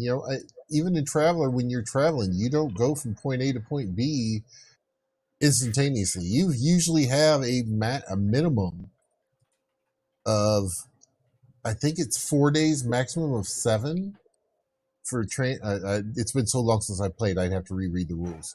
But I know I think it's at least 7 days to do your transit when you do your jump. And during that time, you're working on skills, everything else. So I mean, there is a lot of different inspirations out there that you can pull from. You can even pull a fantasy. You can even make changes to a fantasy and make it a fantasy module and bring it in. Just use the bare bones. If I could play any game and I could use any edition of that game, I would go back to first edition Mutant Chronicles, otherwise known as Warzone, for you tabletop wargamer skirmish people.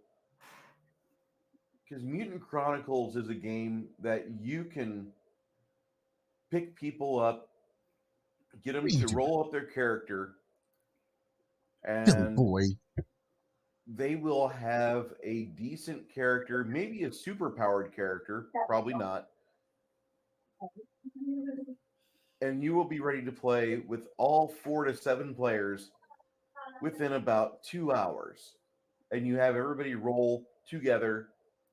So you give everybody their information. They choose what Alexa, stairway on. nationality they are, because Mercury has Mishima, Venus had the Bauhaus people, a little bit of Cybertronic. You also had the Moon had your Cardinals and the Holy Roman Emperor Brotherhood. My bad, the Brotherhood were on the Moon, and then Mars had Capital, which was basically like the Americans and Canadians hanging out together on Mars. The Imperials would be out in the trade belt, in the mining belt, and they would be doing that. And if you just ran the published modules for that game, you would crack through the first, I think, 3 seals of the apocalypse, which was a very interesting setup for a game because it wanted to be 40K in space or 40K for us Earthers, but they went on some different tangents. There was a section in the book that you would read through it, and it was talking about the Brotherhood. And by the time you finished it, you either loved the Catholics or you hated them. But it was a very interesting game system. It had big fucking guns, so you could play your split-second movie tie-in. You could have your demons and magic, so you could play your space opera or techno fantasy. But getting people to want to play that past the 5th module or past the 5th adventure together was hard, because you'd probably have 3 out of 7 characters die within the first 5 games. And if I'm allowed to pick anything, I'd go with Mutant Chronicles. If not, okay, I'm picking Star Wars D6. Okay. Darren P. My system I use is StreamYard.com. You know, can I jump in that one next? Yeah, go for it. Sorry, Kai. No. I want to jump in now because I have 2 different thoughts from my head. If I don't say them now, I'll change my mind 3 ways from Sunday. Using movies, or if I'm running a sci-fi game, I've done something wrong, because sci-fi is not really my my area of expertise.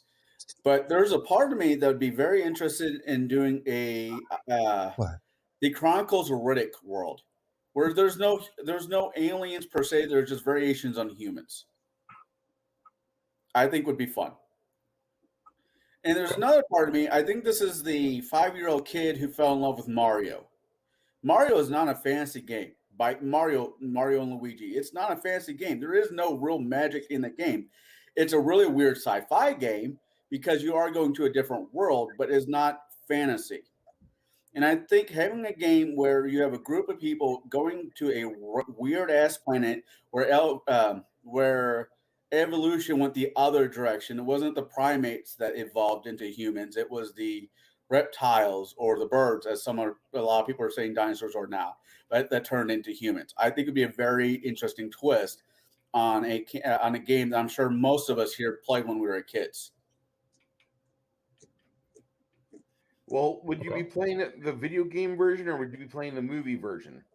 I think I would do the steampunk, what the fuck was I drinking, 5 directors, 101 different scripts, a movie version. Okay, because the movie version, there's also random Lithuanian strippers that pop up in places. Well, you know, it would have a stripper guild. Yes, this is TableBreakers. We are the home of the stripper guild. Yes. We are really badly underrepresented. We need more strippers to help us and broadcast and make us famous. If any of you those who know any strippers that like to play fantasy RPGs, let us know. My wife would like to know about that. I get. Okay, Kai. What about you? Okay, if I had to deal with people who don't know fantasy role playing game, I probably will go with The Expanse as my Here, I gotta watch that. I gotta watch that show. Everybody's been talking about it. It's on a movie, dude. watch the series. It's worth it. But no, if I have to have people who don't know sci-fi, I'm run the Expanse. It's fast. It's not hard to make characters. Combat's simple. Space combat is really easy to understand because it's actually fluid. You can actually get through a actual interesting fight pretty easily, and you can recreate any of the fights from the series. It's like if you want the last stand of the Dowager, yes, you can run that combat, and it will be an interesting. It will last about 6-7 turns, but it'll be done, and it'll be done in about an hour and a half, and everybody will be having fun while it's happening. If I can actually run the game that I want to run, it's probably going to be Star Wars D6, and I'm going to probably go steal or Traveler. Traveler, if my players want more cinematic, flowy stupidity, Star Wars. If they want more crunch, I'm going to go with Traveler. And I'm probably going to go steal anything written by like 3 authors. Are my go-to, immediate go-to, because I know outside of Garrett, I know no one's read anything but Data. I know no one I run for has read any Data Weber books. So therefore, I can steal from his books wholeheartedly, and nobody will know because. Oh yeah. I like armor and kill ratio. I'm just going to say that right now. Yeah. Well, and truthfully, it's like go ahead. If I was to say I was to run the Weber John Ringo. John Ringo's the other one I'm going to steal immensely from. Amazing author, no one's read him, and so it's like if I want to if I got players who are sitting here going, we're here for a naval campaign. Well, shit. Harrington and Starfire right over here. If they want a ground combat game, Legacy of the Aldonata series by Ringo or March Up Country, I've got that down. If I got players who go, we want to go in for heavy intrigue, again, March Up Country, done. Or I got players who go, we want to do drive tanks and shit. Well, fuck, Hammer Slammers right over here. Go have some fun. We got this we want to do some special forces armored combat shit. Once again, Legacy Aldonata, I can just pull from that. Nobody will recognize it. We want some giant robot shit. Well, at that point, I'm just going to put all that away, and I'm going to pull Mech Warrior out and go, giant robot time. We're going to go play my favorite universe now, and you better be able to fill out my lecture, sit through my thesis document now, because you're going to understand. If you can't quote this, you're just nobodies. Wait, no. House books. Do your homework. Know where you're from. But I don't want to do homework. Research. Write me paperwork. Or just go follow the flow chart and be an idiot. And you know what? Stars a grunt. You'll figure it out. But yes. Oh dear God. Everything, all of these are but there's so many authors you can steal from, as long as you don't steal from Stackpole. Just don't steal from Stackpole. None of his books are good. They're fun, but look, when you can hang a sign saying it's been 27 days since the last Stackpole incident, because wow, we're gonna play a Stackpole game, a Stackpole things. Battlements explode. No, they shouldn't, but Stackpole says they do. Good. Hey, we're going to play some Stackpole Star Wars. Awesome. So, our 3 X-Wings are going to be able to knock out an entire Super Star Destroyer. Yeah. Because Stackpole. Fuck yeah. No. God, I hate him. I love his books. They're fun characters, but God, they're stupid. He's right up there with R.A. Salvatore for being a shitty writer, but R.A. Salvatore luckily writes mostly fantasy. But so it's oh good, is it an R.A. Salvatore book? Good, it's gonna be shit fantasy. It'll be entertaining to read, but it'll be shit fantasy. And if it's a Stackpole book, it's gonna be an entertaining book, but it's gonna be shit sci-fi. Awesome. I want to run the Starfleet. I want to run the Starfleet episodes or Star Trek episodes that George R. Martin wrote, because half the characters die. Again, Yeah. if you think if you think Ian Martin's ability to kill off characters is anything to write home about, read Weber. Nobody gets to survive a Weber book unless your name is Harrington. Nobody lives. Yeah. Are you a named character? You're going to die. Are you a minor character? You're going to die. Why? How? You're just going to die. And if you don't die in this book, but everyone loves you, you're one of the most famous characters, everyone loves you, you're going to go off on a wonderful trip and be murdered. Or in another case, your death will be a horrible paragraph. This epic, like, the cavalry comes charging in, this legendary character shows up, and they die from a kamikaze attack. And you're like, oh, wait, what?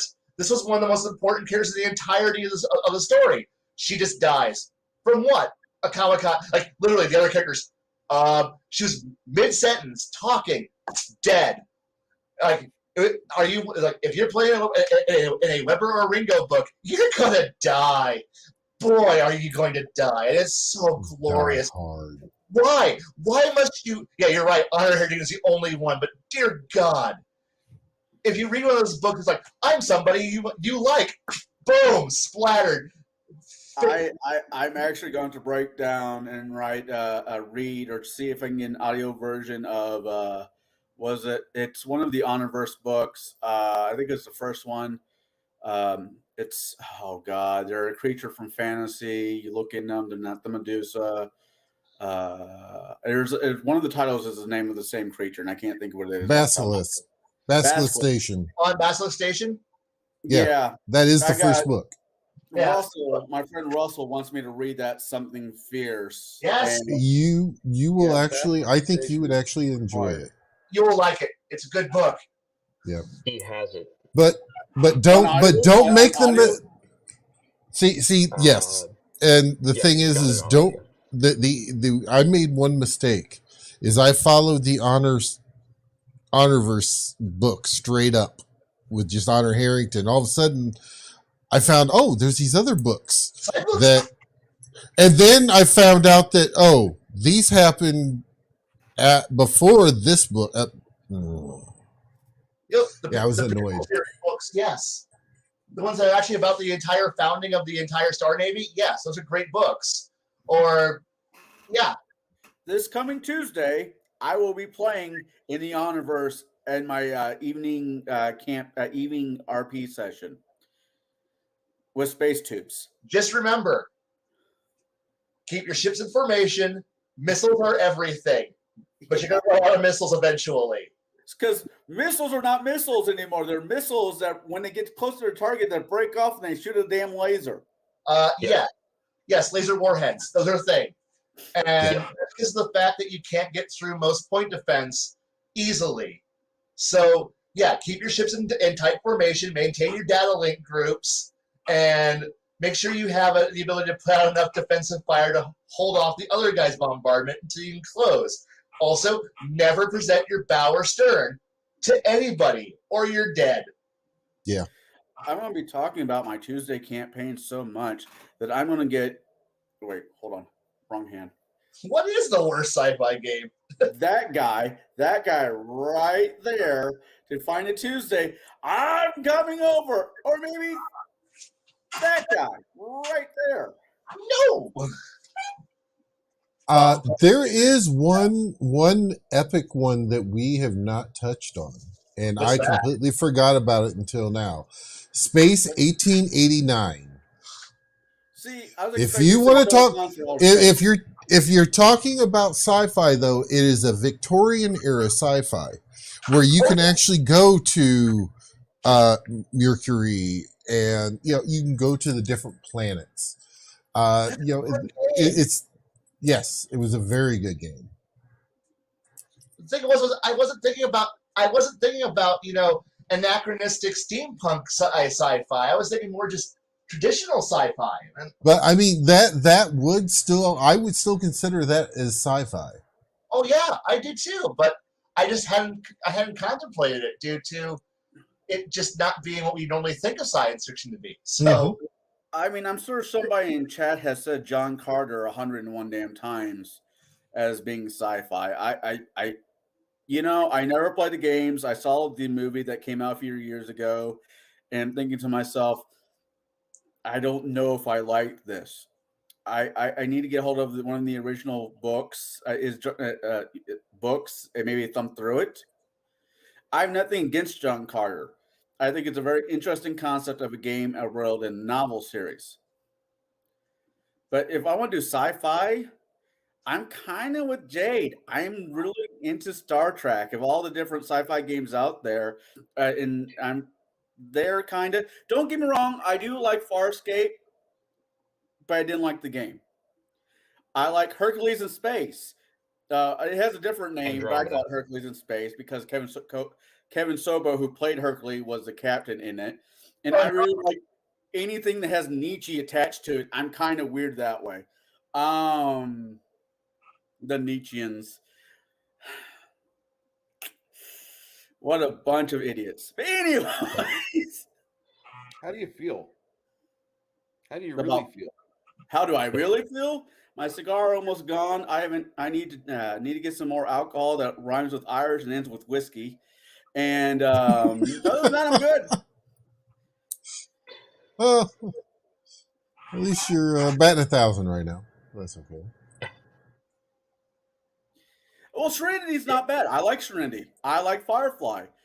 There's talk about it coming back, and I don't want it to come back. Only way I will accept it to come back is if it's an anime, because you can get all the original actors except for the ones that passed away, and you can redo the series, and you're not losing anything because the original actors are there playing their roles. Bishop, I believe, passed away. Yeah, okay. Yeah. And you can boycott the movie. I'm not saying you can overstep the movie. I'm not saying you should, but you could still have Wash. Because fuck, I think the only thing he's doing right now is being an alien on a Sci-Fi Channel TV show, and it's not that great. 400,000 voices. That's what he's doing. 400,000 voices. He's the new Frank Welker of voice acting. You just need him to make animal noises. He's there. He does it. He's amazing. I want to be per day. What was that? Yeah, the Tuddock is amazing. Yes. Oh yeah, I appreciate him as an actor. You're weird in a couple ways, Connell, but we love you. Which just a couple. Agreed. I think there was actually a Battlestar Galactica game. I know there was a board game out. I don't know if there was ever a. Board game was amazing. I don't know if there Can I was go ever out an with you RPG toasters? system like that. I mean, yeah, freshly roasted Cylon. But that's a universe that I would probably want to play in. Is the Battlestar Galactica or Gene Roddenberry's Andromeda. Those are my go-to inspiration for when I want to run sci-fi. Especially if I want to run a gritty sci-fi that's not grim dark, just gritty. I'd actually probably lean more Battlestar Galactica, and I don't mean the reboot. I mean, maybe a little bit of the reboot, but also the original. I've watched both.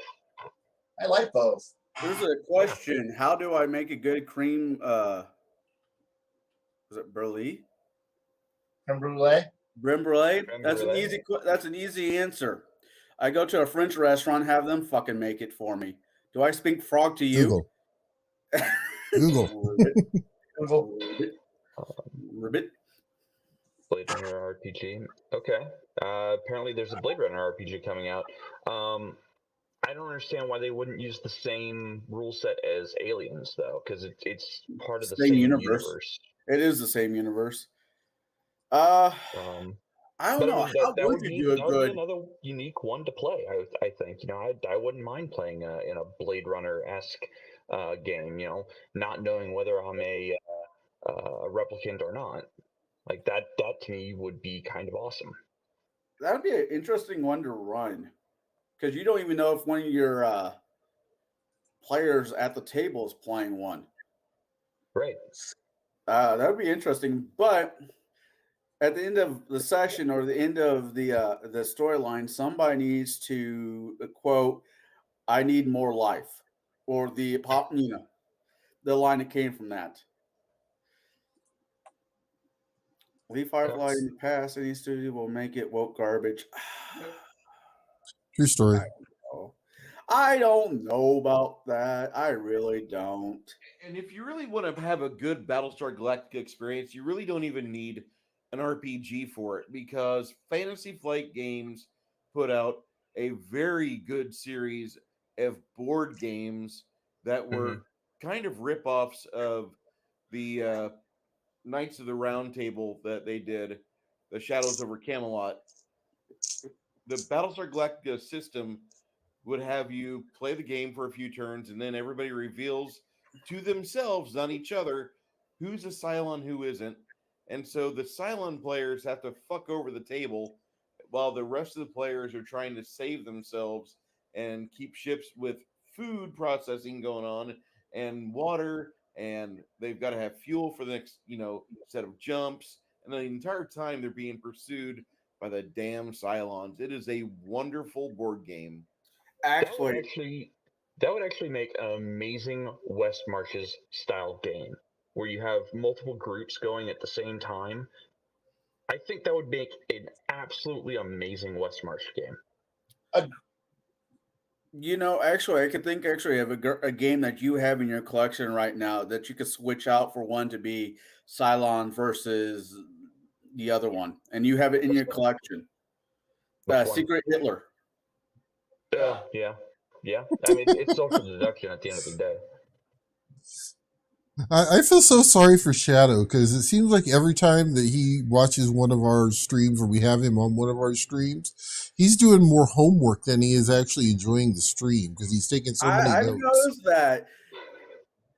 Nothing wrong with that. No, there's nothing wrong with taking down notes.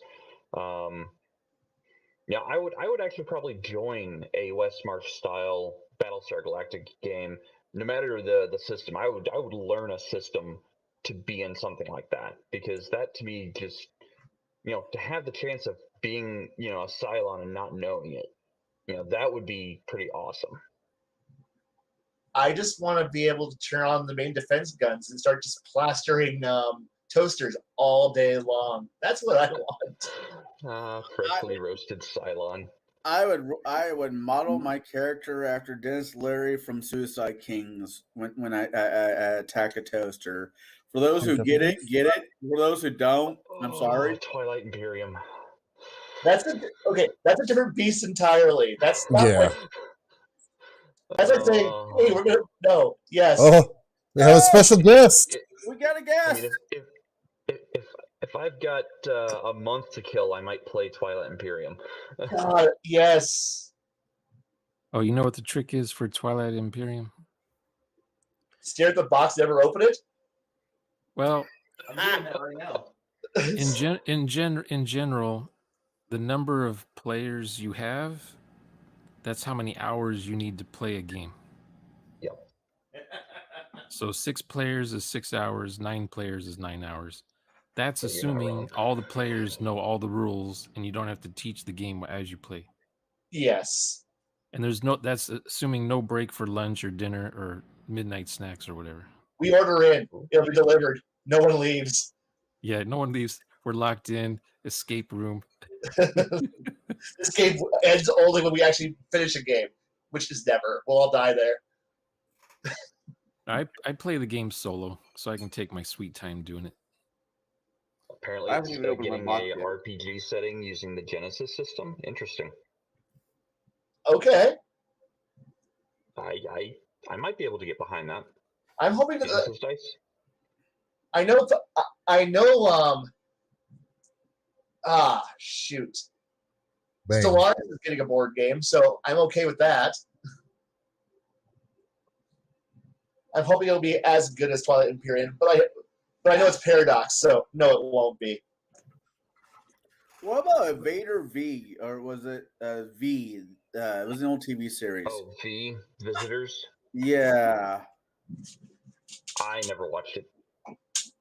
The What did I original was miss? good. Were you guys talking about which TV shows would suck as games, or which movies would suck as games, or which games If suck? you were, Talking about sci-fi.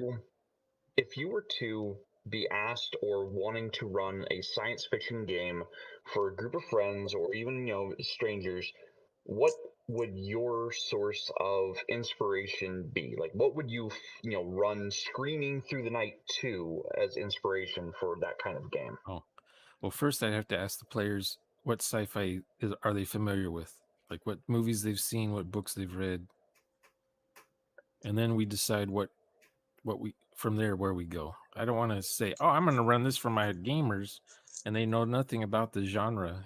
That I have to ask them first. Okay, I mean that's a fair question or a fair response. Because for me, it doesn't matter what game or what kind of sci-fi we do. It's more about the mechanic of the game. Is there insanity involved? Is there, like Event Horizon? Is it going to be that, or Oh wow, that's a dark Sunshine? Here, buddy. Or is it going to be 28 Here, Days Later? Where's my or love? Is it going to be I Am Come Legend or Soylent Green? Or good pick me Blade up Runner? games. Yeah, Rocky, come here. Yeah. Come here, buddy. Mostly it's dystopian. I prefer dystopian, to be honest. Okay, and that's Oh, well. that's I think Puddles, no. the answer there is you're leaning more towards dystopian. He's going in the bathroom trying to clean up mess. Yeah, because He wants that's to eat what your I grew poop. up with. I grew up in the 70s, so that's all there was available. Yeah. Until Star Wars came out. Planet of the Apes, yeah, post-apocalyptic, Earth's destroyed, apes rule, Monkeys and machines. I don't know how I feel about Planet of the Apes RPG game. That would be weird. Have you watched all the movies? What? The original ones, yeah. Okay. It's a Rod Sterling show, so it's basically talking heads. That's all Planet of the Apes is talking heads. So you need a game that has social combat in it. Yeah. Being able to convince people, deceive them. Actually, the last batch of Planet of the Apes movies wasn't horrible. Yeah, if you skip the Tim Burton movie, everything's fine. Fuck Tim Burton. I mean, I don't understand the ending of his version. You would piss off your players if you did that in a game. Yeah. Actually, you brought up a good segue topic for science fiction. Zombie games or zombie stories, the whole 28 days later concept. Oh God, yes.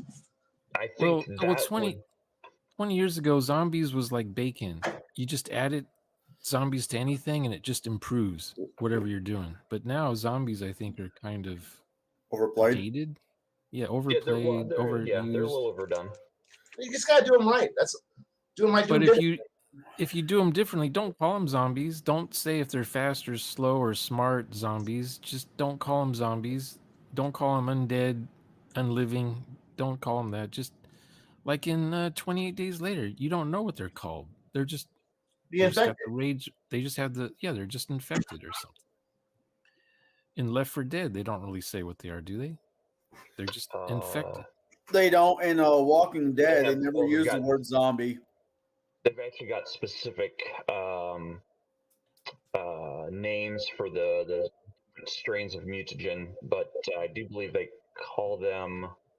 I think they might call them walkers occasionally. Yeah, walkers is. One was called Smoker or something. Smoker, Boomer, Jockey, Witch. Oh God, the Witch. The Tank. God, what was the Charger? And then there was, I think, one more. I can't remember the name of. You got Smoker, right? Yeah, you did. Yeah, Smoker was in there.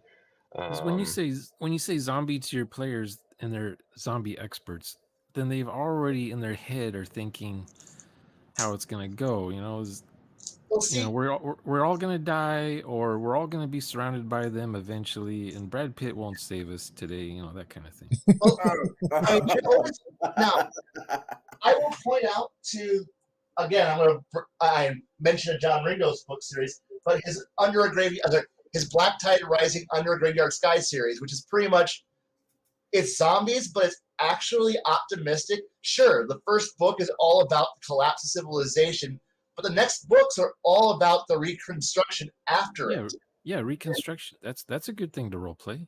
And, Ooh. And YouTube has all of the audio books of that series to listen to. yeah, and the best part about that series is that For now. it's the fall of civilization is actually in slow motion. From initial outbreak in early April, you have until literally August 27th. It's actually, I got a date. August 27th is when the final collapse of the power grid begins, and that's when the U.S. What's remember in the first book, the guy meets that girl, and he's kind of showing her how to keep awake and stay on patrol at night and use a weapon, and it was kind of cool. And no one knew yet what had happened, like what was going on. Just power. There was just no power. There's no delivery trucks anymore. You know. Yeah, and everyone was sort of isolated in their own little towns. And the thing is that sure, that book series gave you depending on which book you're reading and which side story is, you've got the disaster from, you really see it from sea, the naval point of view, or as other books it's They're on a boat. They're just on a boat because it's the only safe place to be currently. Yeah. Or in other parts of the book series, you also have escaping to a dam in the Blue Ridge Mountains, or on a Caribbean island, or trying to reestablish the GPS grid from Antarctica, and working your way up from various locations, and you get to see the fall of mankind and all the various ways that you can survive. So it's 100 ways that you can literally run, especially when you have a slow motion apocalypse where you had time to see it coming, but you probably didn't do anything to stop it because, well, I mean, sure, it's happening, but is it happening fast enough for you? And you can run the end of the world slowly and let players kind of watch it happen and go, oh yeah, zombies, and then they realize, but wait, the power's still on. There's still food. I can still get ammunition. But you don't tell them when because I guarantee you most players don't know the actual end date. And you still have plenty of time to prep, like store food away and stuff. Yeah, but gasoline. But then you got to worry about, are you being alone? Are you just being an individualist? Well, take a look at River of Night. You look at that one and go, and so you're a bunch of loners, and that's when the gleaners show up and start beating your face in because, well, you still got parts. There's only 4 of you, and they got 300 guys in cars. What are you like? And are you smart, or are you going to fight? Are you going to retreat? Are you going to find other people to be with? Are you going to try to regroup? Are you going to try to find other locations? You got to find people, find communications, reestablish everything. It's the other thing. Do you want the setting to be positive or totally depressing, where every village you go to, it's cannibals, or every village you go to are ex-military who are actually trying to reconstruct the world, and they let you into their little camp as long as you do work. Yeah. You have a skill of some sort, like they need engineers, they need teachers, that kind of thing. Yeah, and it's at that point you're giving players what they players like adventure, like a chance to feel like they're influencing and fixing the world and making it a better place, or changing it, or choosing to be the villains. Like when you take away the structure of having law enforcement, having some greater fixture, players have to pick up the slack and go, what am I? What do I want? If there is no governing body to tell me no, what am I going to do? Some players are going to say, I'm going to become a pillager. I'm going to just ravage. I'm just going to be a gleaner. I'm going to look through the debris. I'm going to build and kill and take whatever I feel. I'm strong. I'm a hero. Or they could be the hero who saves people. These are aspects that you don't get to explore most of the time, because most of them are like, well, you gotta go out and be a hero. No, give the players a chance to choose what terrible choice, like what they want to be, and then let them run with it into its final conclusion, which might be them succeeding, having a heroic last stand on a dam, or fighting off the hordes, trying to save one little bit of society to maintain some point of saying humanity is not going off into the long night. It's just it's fun seeing what players will do in the face of total oblivion and going, if you die here, there's nothing. There is no continue. That's it. It's over. Do you fight hard? Do you want to do something more? And most players will choose to do the right thing. Some won't, but most will choose to do the right thing, and it's beautiful when that happens. And there's 101 different aspects that you can get this thought processing from for ideas from movies like Mad Max. Yeah, I was going to say Mad Max. Yeah, what? I was going to say Mad Max too. Yeah, Mad Max, or video games like Fallout.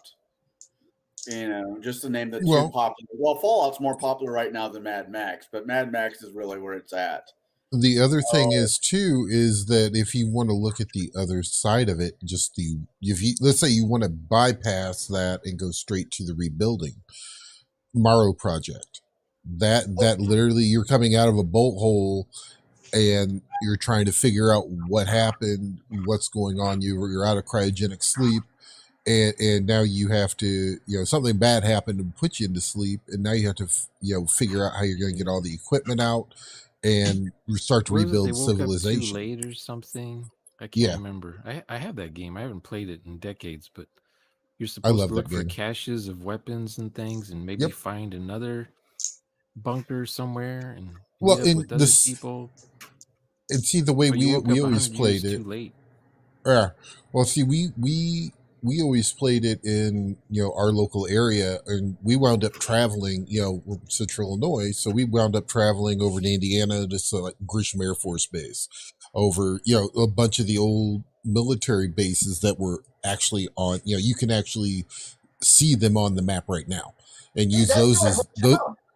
There's your statues. In the game, was that base blown up in the game? Because all the bases in California were gone. Well, the thing is that these were little armories. Oh, okay. These are just little armories and stuff like that. So yeah, that's what we used. I kind of want to make a joke. Make sure your character stocks up on toilet paper, because shit tickets will become worth money. Toilet paper is a right, not a privilege. 2-ply and 3-ply. I mean, the last 3 years of doing the coronavirus, the first year, the biggest argument wasn't, oh my God, we're running out of food. It's like, no, we're running out of toilet paper. So, Kai, how old were you when you first heard of an anti-hero? Oh, geez. Early 90s, back when when it first became popular. Yeah, for me, it was Mel Gibson in Road Warrior. That was the first time I'd ever heard that term before. Oh, yeah, Mad Max, yeah. He was the anti-hero. And I didn't know what an anti-hero even meant when I was a teenager. I didn't know that term until I was early teens. So, yeah, I knew Road Warrior, and I really loved those movies. But I always just pictured Mel Gibson in both those movies as being not the anti-hero. He was just the gritty hero. But then again, I had also grown up. I had been weaned on a good collection of what's the Death Wish and other. Oh yeah, I can go with some good Death Wish. So when you're used to when you saw movies like that, that was another. Well, I just assumed angry police cop at the end of the world. That had to have been. Now, when I got older, I learned what the anti-hero was, and that became now it clicked. But yeah, it was the 90s for me. I was looking for an RPG system that would emulate like a Mad Max character. So I remember doing that in the 80s, looking for an What- RPG game. What about using the Elric or Pendragon session stuff and running a Elric, a Melbone style game? I know that's going back into fantasy, but you could use basic RPG from Chaosium to run any system, any genre. So you really could do that if you so choose. Remind me about that game. Is the setting post-apocalyptic? For fantasy, it was, I believe. Like everything's ruins, like elven ruins and things. Yeah, Orc ruins, dwarf I ruins. yeah. There was nothing that was brand Is that new. a, is There that was a no thing? By shining the chrome. way, did Tolkien invent that or something? Like, oh, we have to go through this castle, and by the way, the castle's ruined. Oh, we have to go through this ancient city. Oh, by the way, it's vines and crap have grown all over it. Well, he Oh, was, there's monsters living there now. You know, that kind of thing. I don't know if Tolkien invented Nothing's that, new but it in feels Lord like of the Rings, is it? well, yeah, it feels like that's what it is. but you're We have also a set piece. We have a set piece we have to wander through, and there's going to be monsters that have been hiding here for years. And they're the original tenants since the people that this was made for have died.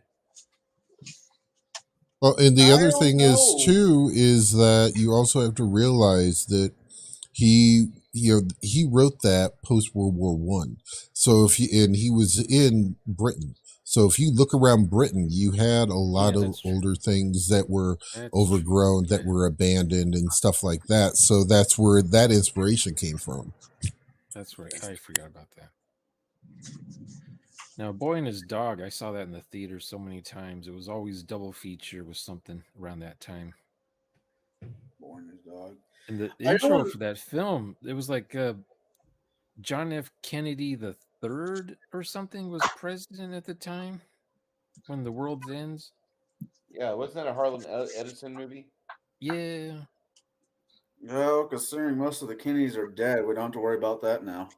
It was kind of surrealistic in some points. I had to watch that a few times just to get my head around what was going on. I really liked watching God try to smash Ted Kennedy for all those years. It was like God was playing whack-a-mole, and the damn thing kept standing back up again. Well, that's the Kennedy curse. That's all that was. They all have a curse of some sort.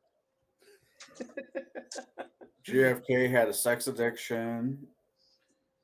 Okay, when you are accused of being attractive and your family has money, the sex addiction, that's pretty light. We got away pretty well for him not being like, I'm going to spend the entire treasury of the United States just for pussy. We got off on that one. You know, I don't know if it's true or not, but there's a great JFK story. The day it was about 3 or 4 weeks before he signed the embargo against Cuba, he sent somebody down there and buy as many Cuban cigars as you can. Buy me a box. Buy me 100 cigars. Right. The guy comes back up with like I don't know upward to 500 Cuban cigars. And as soon as the cigars, a box was laid on the president's desk, he pulled out that piece of paper and signed it, entering the embargo against Cuba. I don't know if it's true or not, but it's kind of a cool story. So I do want to ask Shauner and Kai this. yes. When you two are, you guys can don't answer this at the same time. I don't need the Mothra twins to do that, but I want you to when you're getting a sci-fi game ramped up, what are the key things you're doing for your attracting players phase? Like, I've got this idea. I'm going to pattern a gaming campaign off of this, and it's going to use this system. What keywords do you use? Because like we hit post-apocalyptic for a second there, and I'm kind of curious if you guys would use that, or if you think it'd be easier to do sci-fi or space opera. I'm truly curious about this. Go ahead. You go ahead.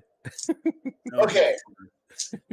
Usually, I'm listening to what my players say, and my usual sales pitch is simply, "Hey guys, I got a sci-fi idea," and suddenly people perk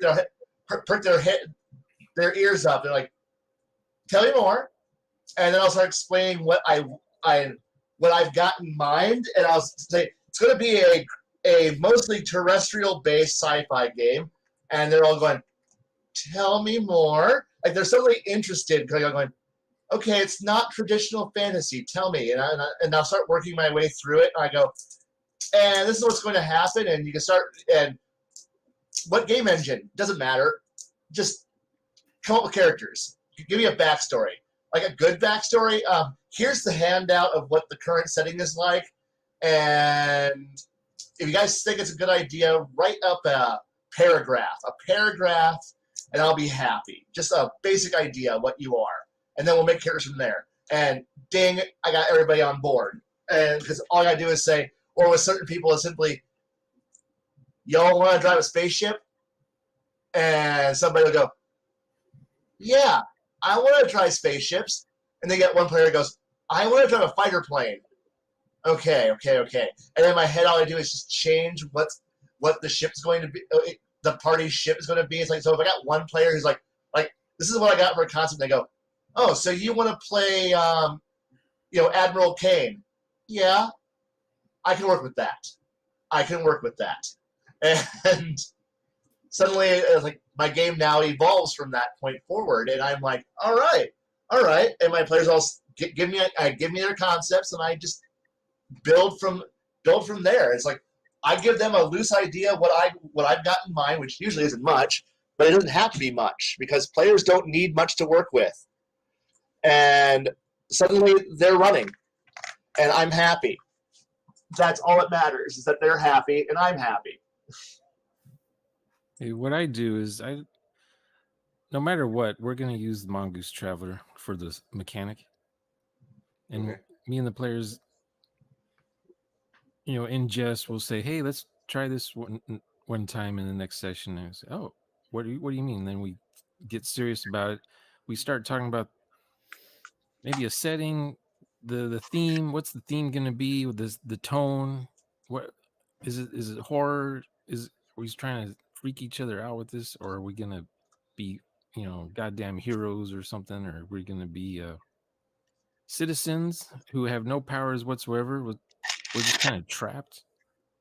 We're in a totalitarian kind of a government, and we just have no say in what happens. We're on our own. We can be proles or we can be party members. So we talk about that, and then 1985. eventually we end up with the setting, and it might not be sci-fi.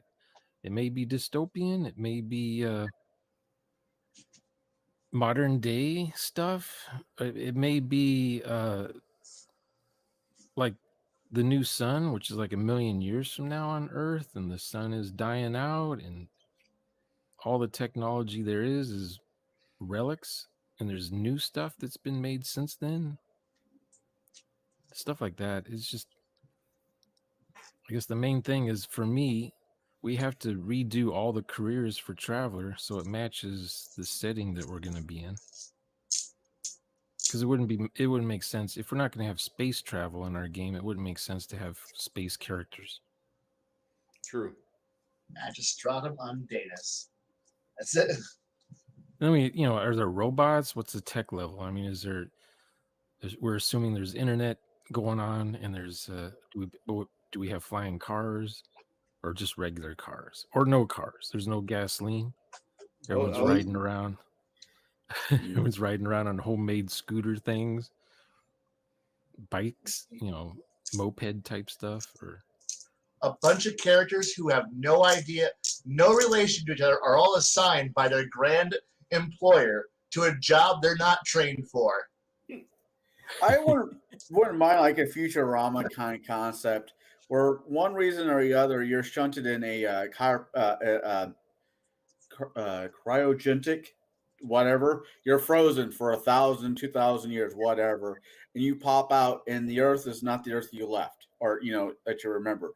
It's 1987 when you accidentally fell into to the machine. You know, you're Mel Gibson in, you know, whatever movie that was.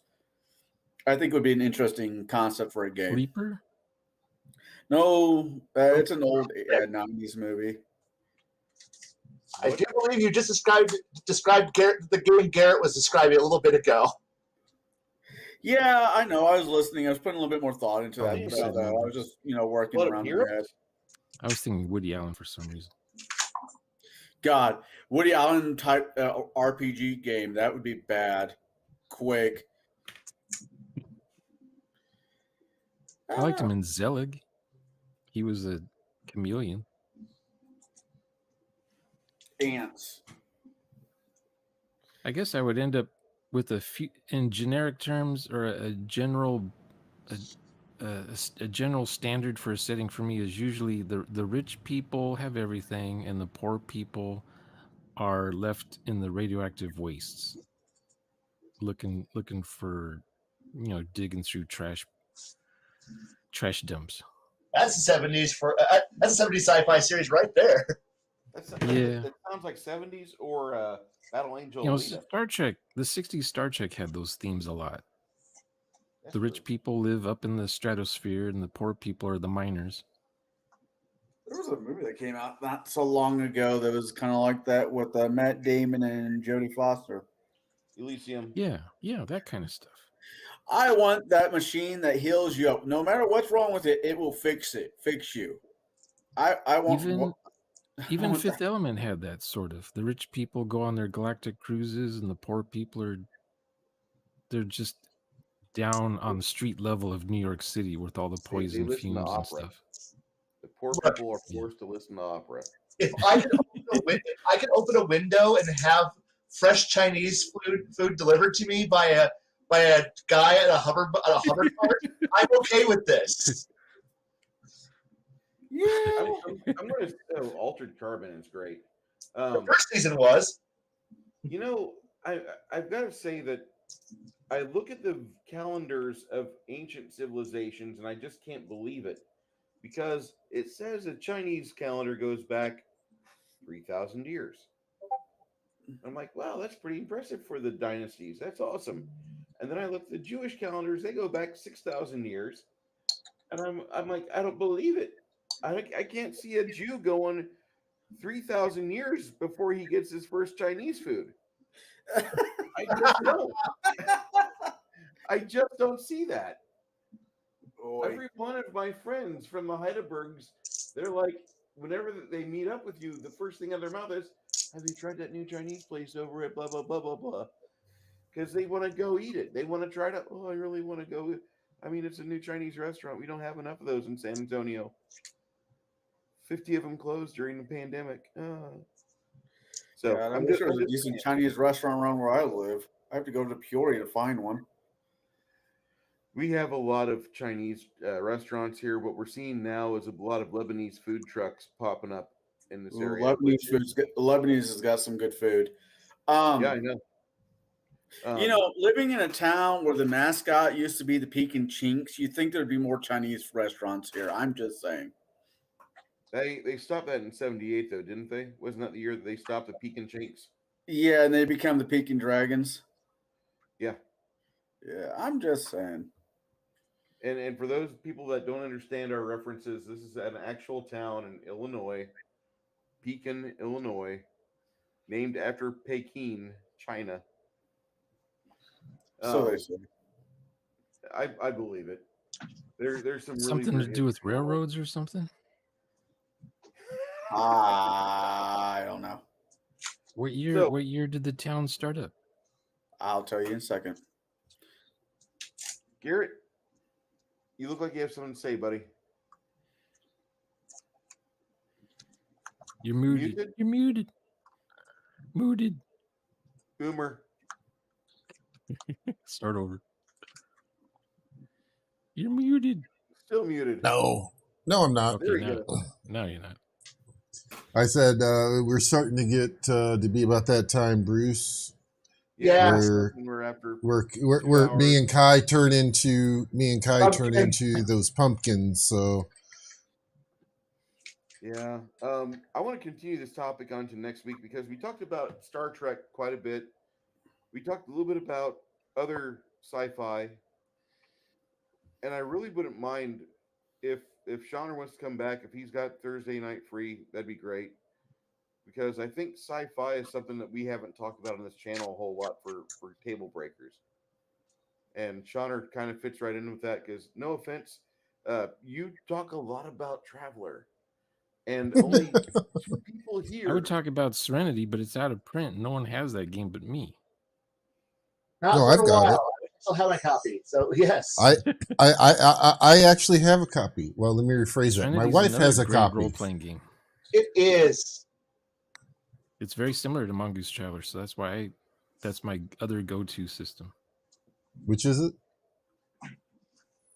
If you don't mind, I'd like to talk about that game system next week, if we don't mind. Okay. So, sorry, to answer your question there, Shauner, the town kind of became a town somewhere between 1829 and somewhere around there is when it became a rural town. The first non-Native American person to live here was in 1824. Okay. After Peoria. Well, Peoria was founded by the fucking French. So Yes, we were. We I are once heard a Peoria rumor- next to Market Heights. I had once heard a rumor about Pekin, Illinois, being directly across the world from Beijing, which is, I think, the origin of its name, because everybody used to call Beijing Pekin or something like that. I can't remember the actual origin of that. But it's pretty close because their north latitudes are right around 40. I'd have to do some math on the east-west coordinates to see if it's 180 degrees apart or not. It's a very interesting I thought little that was town. the origin. It's a very interesting little town, and that's putting it nicely. All right.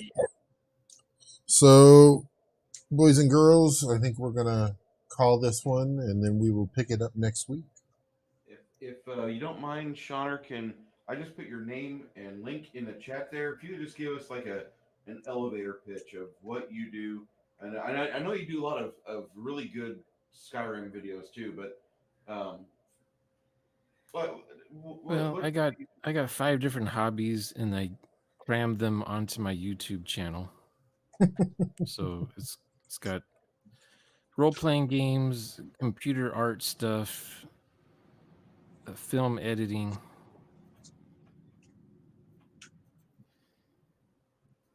some other stuff. Cool. Picking on blue hair tutorial, games. like computer programming. I got a lot of videos on computer programming. One day I'll part it all out and have 5 different YouTube channels, but not now. I personally like his intake of the new Space Jammers, Spell Jammers. I thought that was quite amusing. Good to see that because it caused a lot of problems with people, yours and Legion of Myth alike. It's great. Oh, he's still catching hell about that yesterday. All right. How it should be. You guys, if you make a product that looks like crap because it has a theme, but it tells you none of the details, nor does it tell you any reason why you should buy it, your product sucks. And then you have some Pat on your introductory video trying to show off her. It made me confused. I was so confused when watching it because I didn't know what the focus was. Don't confuse the Bruce. What? Don't confuse the Bruce. He gets violence and throws things. Yeah, I do. I wanted to beat on them because, like, how dare you screw up what should be an easy sell? We're doing Treasure Planet in space on D&D Engine. Come on, kids, have fun. Nope, they don't do that. They don't do that at all. Stupid. Well, when I watched the trailer on Legion of Myth, I totally got what the video was about, because when I was doing it on my channel, I was kind of focusing on videotaping it while I watched it, so I wasn't getting a whole lot of what was happening in that little 30-second long trailer. It's a fine because it was a joy to watch. It was a joy to watch you do your review on it. Because It I was thought a someone joy to was watch Garrett. I knew he beat me to it. I thought Yes. someone was in the crow's nest throwing messages in a bottle off the ship or something. But they just banged into one. But I still don't know what the deal was with the two people and the hamster. Was that hologram was current day or what from his childhood or what? The hamster should be dead. Come on, D&D. Wait, Tell us what we need to know. you- These are very you're good not al- questions. You're not allowed to ask about the hamster. And I still like the scene where they got those guys with the space helmets. That was kind of cool. I'm not used to seeing space helmets in D&D ever. Unless it's what? Star Frontiers, but I don't know if that was D&D. That could have been something else. Well, they screwed up because they said for the first time in an RPG you can now play an ooze, and I thought the Drassolites from Star Frontiers. Come on. Why do they say first time ever when they're lying? If you were just do lying. some Google search, you'll find that it's not the first time anything's happened.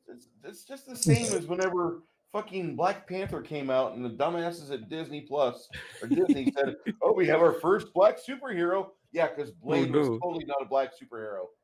Or Meteor Man? Yeah. Or Leonard Part 6. My favorite. Well, hey, wait. What about Black Light or Black Dynamite? He was a superhero. Dynamite! Oh, the Wayne Martin. Yeah, I forgot about that one. Shaquille O'Neal, Will Smith Which was is- Hancock. Steel. You can just go on and on. Yeah, and Steel. Yeah. Steel was wasn't such a good movie. It really was. I mean, was. Anyways, I think it's that time, as Garrett says. Let you guys So, do your sign off. Bruce, I know that you got something going on this weekend that I'm a part of. Yeah, Yes, I'll Bruce. be What do you on have going on? This Saturday. Yep. I'll be running that at about 30 minutes after noon on the Central Standard Time. So if you guys want to watch me have some new players in the game and get them involved with trying to repel an invasion of giants and hobgoblins, go ahead and tune on back into this channel. And we'll be running the live stream for about 7 hours. I'm planning for about 7 to 8 hours. I hope you guys can last. You could be playing Twilight Imperium. I could.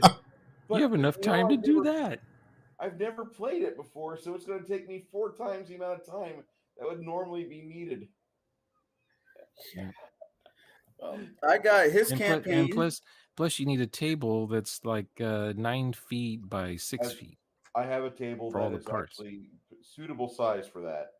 Oh, okay.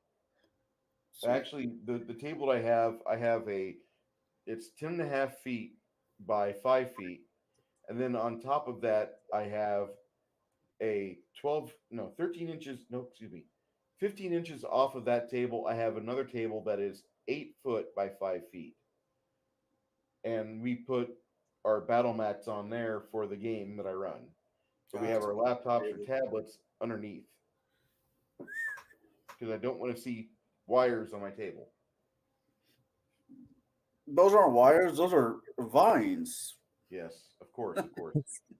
Black vines. Kai, what do you have going on there? I'm going to be celebrating the fact that my last day of moving is on Saturday. And I should probably be able to sit in on your game on Saturday. Holy moly. We got a Kai. I will be watching. Will it play? Maybe. Watch. Oh, Lord. I have an idea for a character, but yeah. Well, I don't know if it'll work or not, so I wanted to at least watch a bit. Poor Shadow thought this campaign was the all paladin campaign that we've been talking about for the last 12 years. Oh God. No. And with that, guys, I'm going to end the broadcast. I want to thank everybody for stepping into the the session tonight. Mr. Sean Driscoll, I thank you so much for being a guest in our stream about science fiction gaming at your tabletop.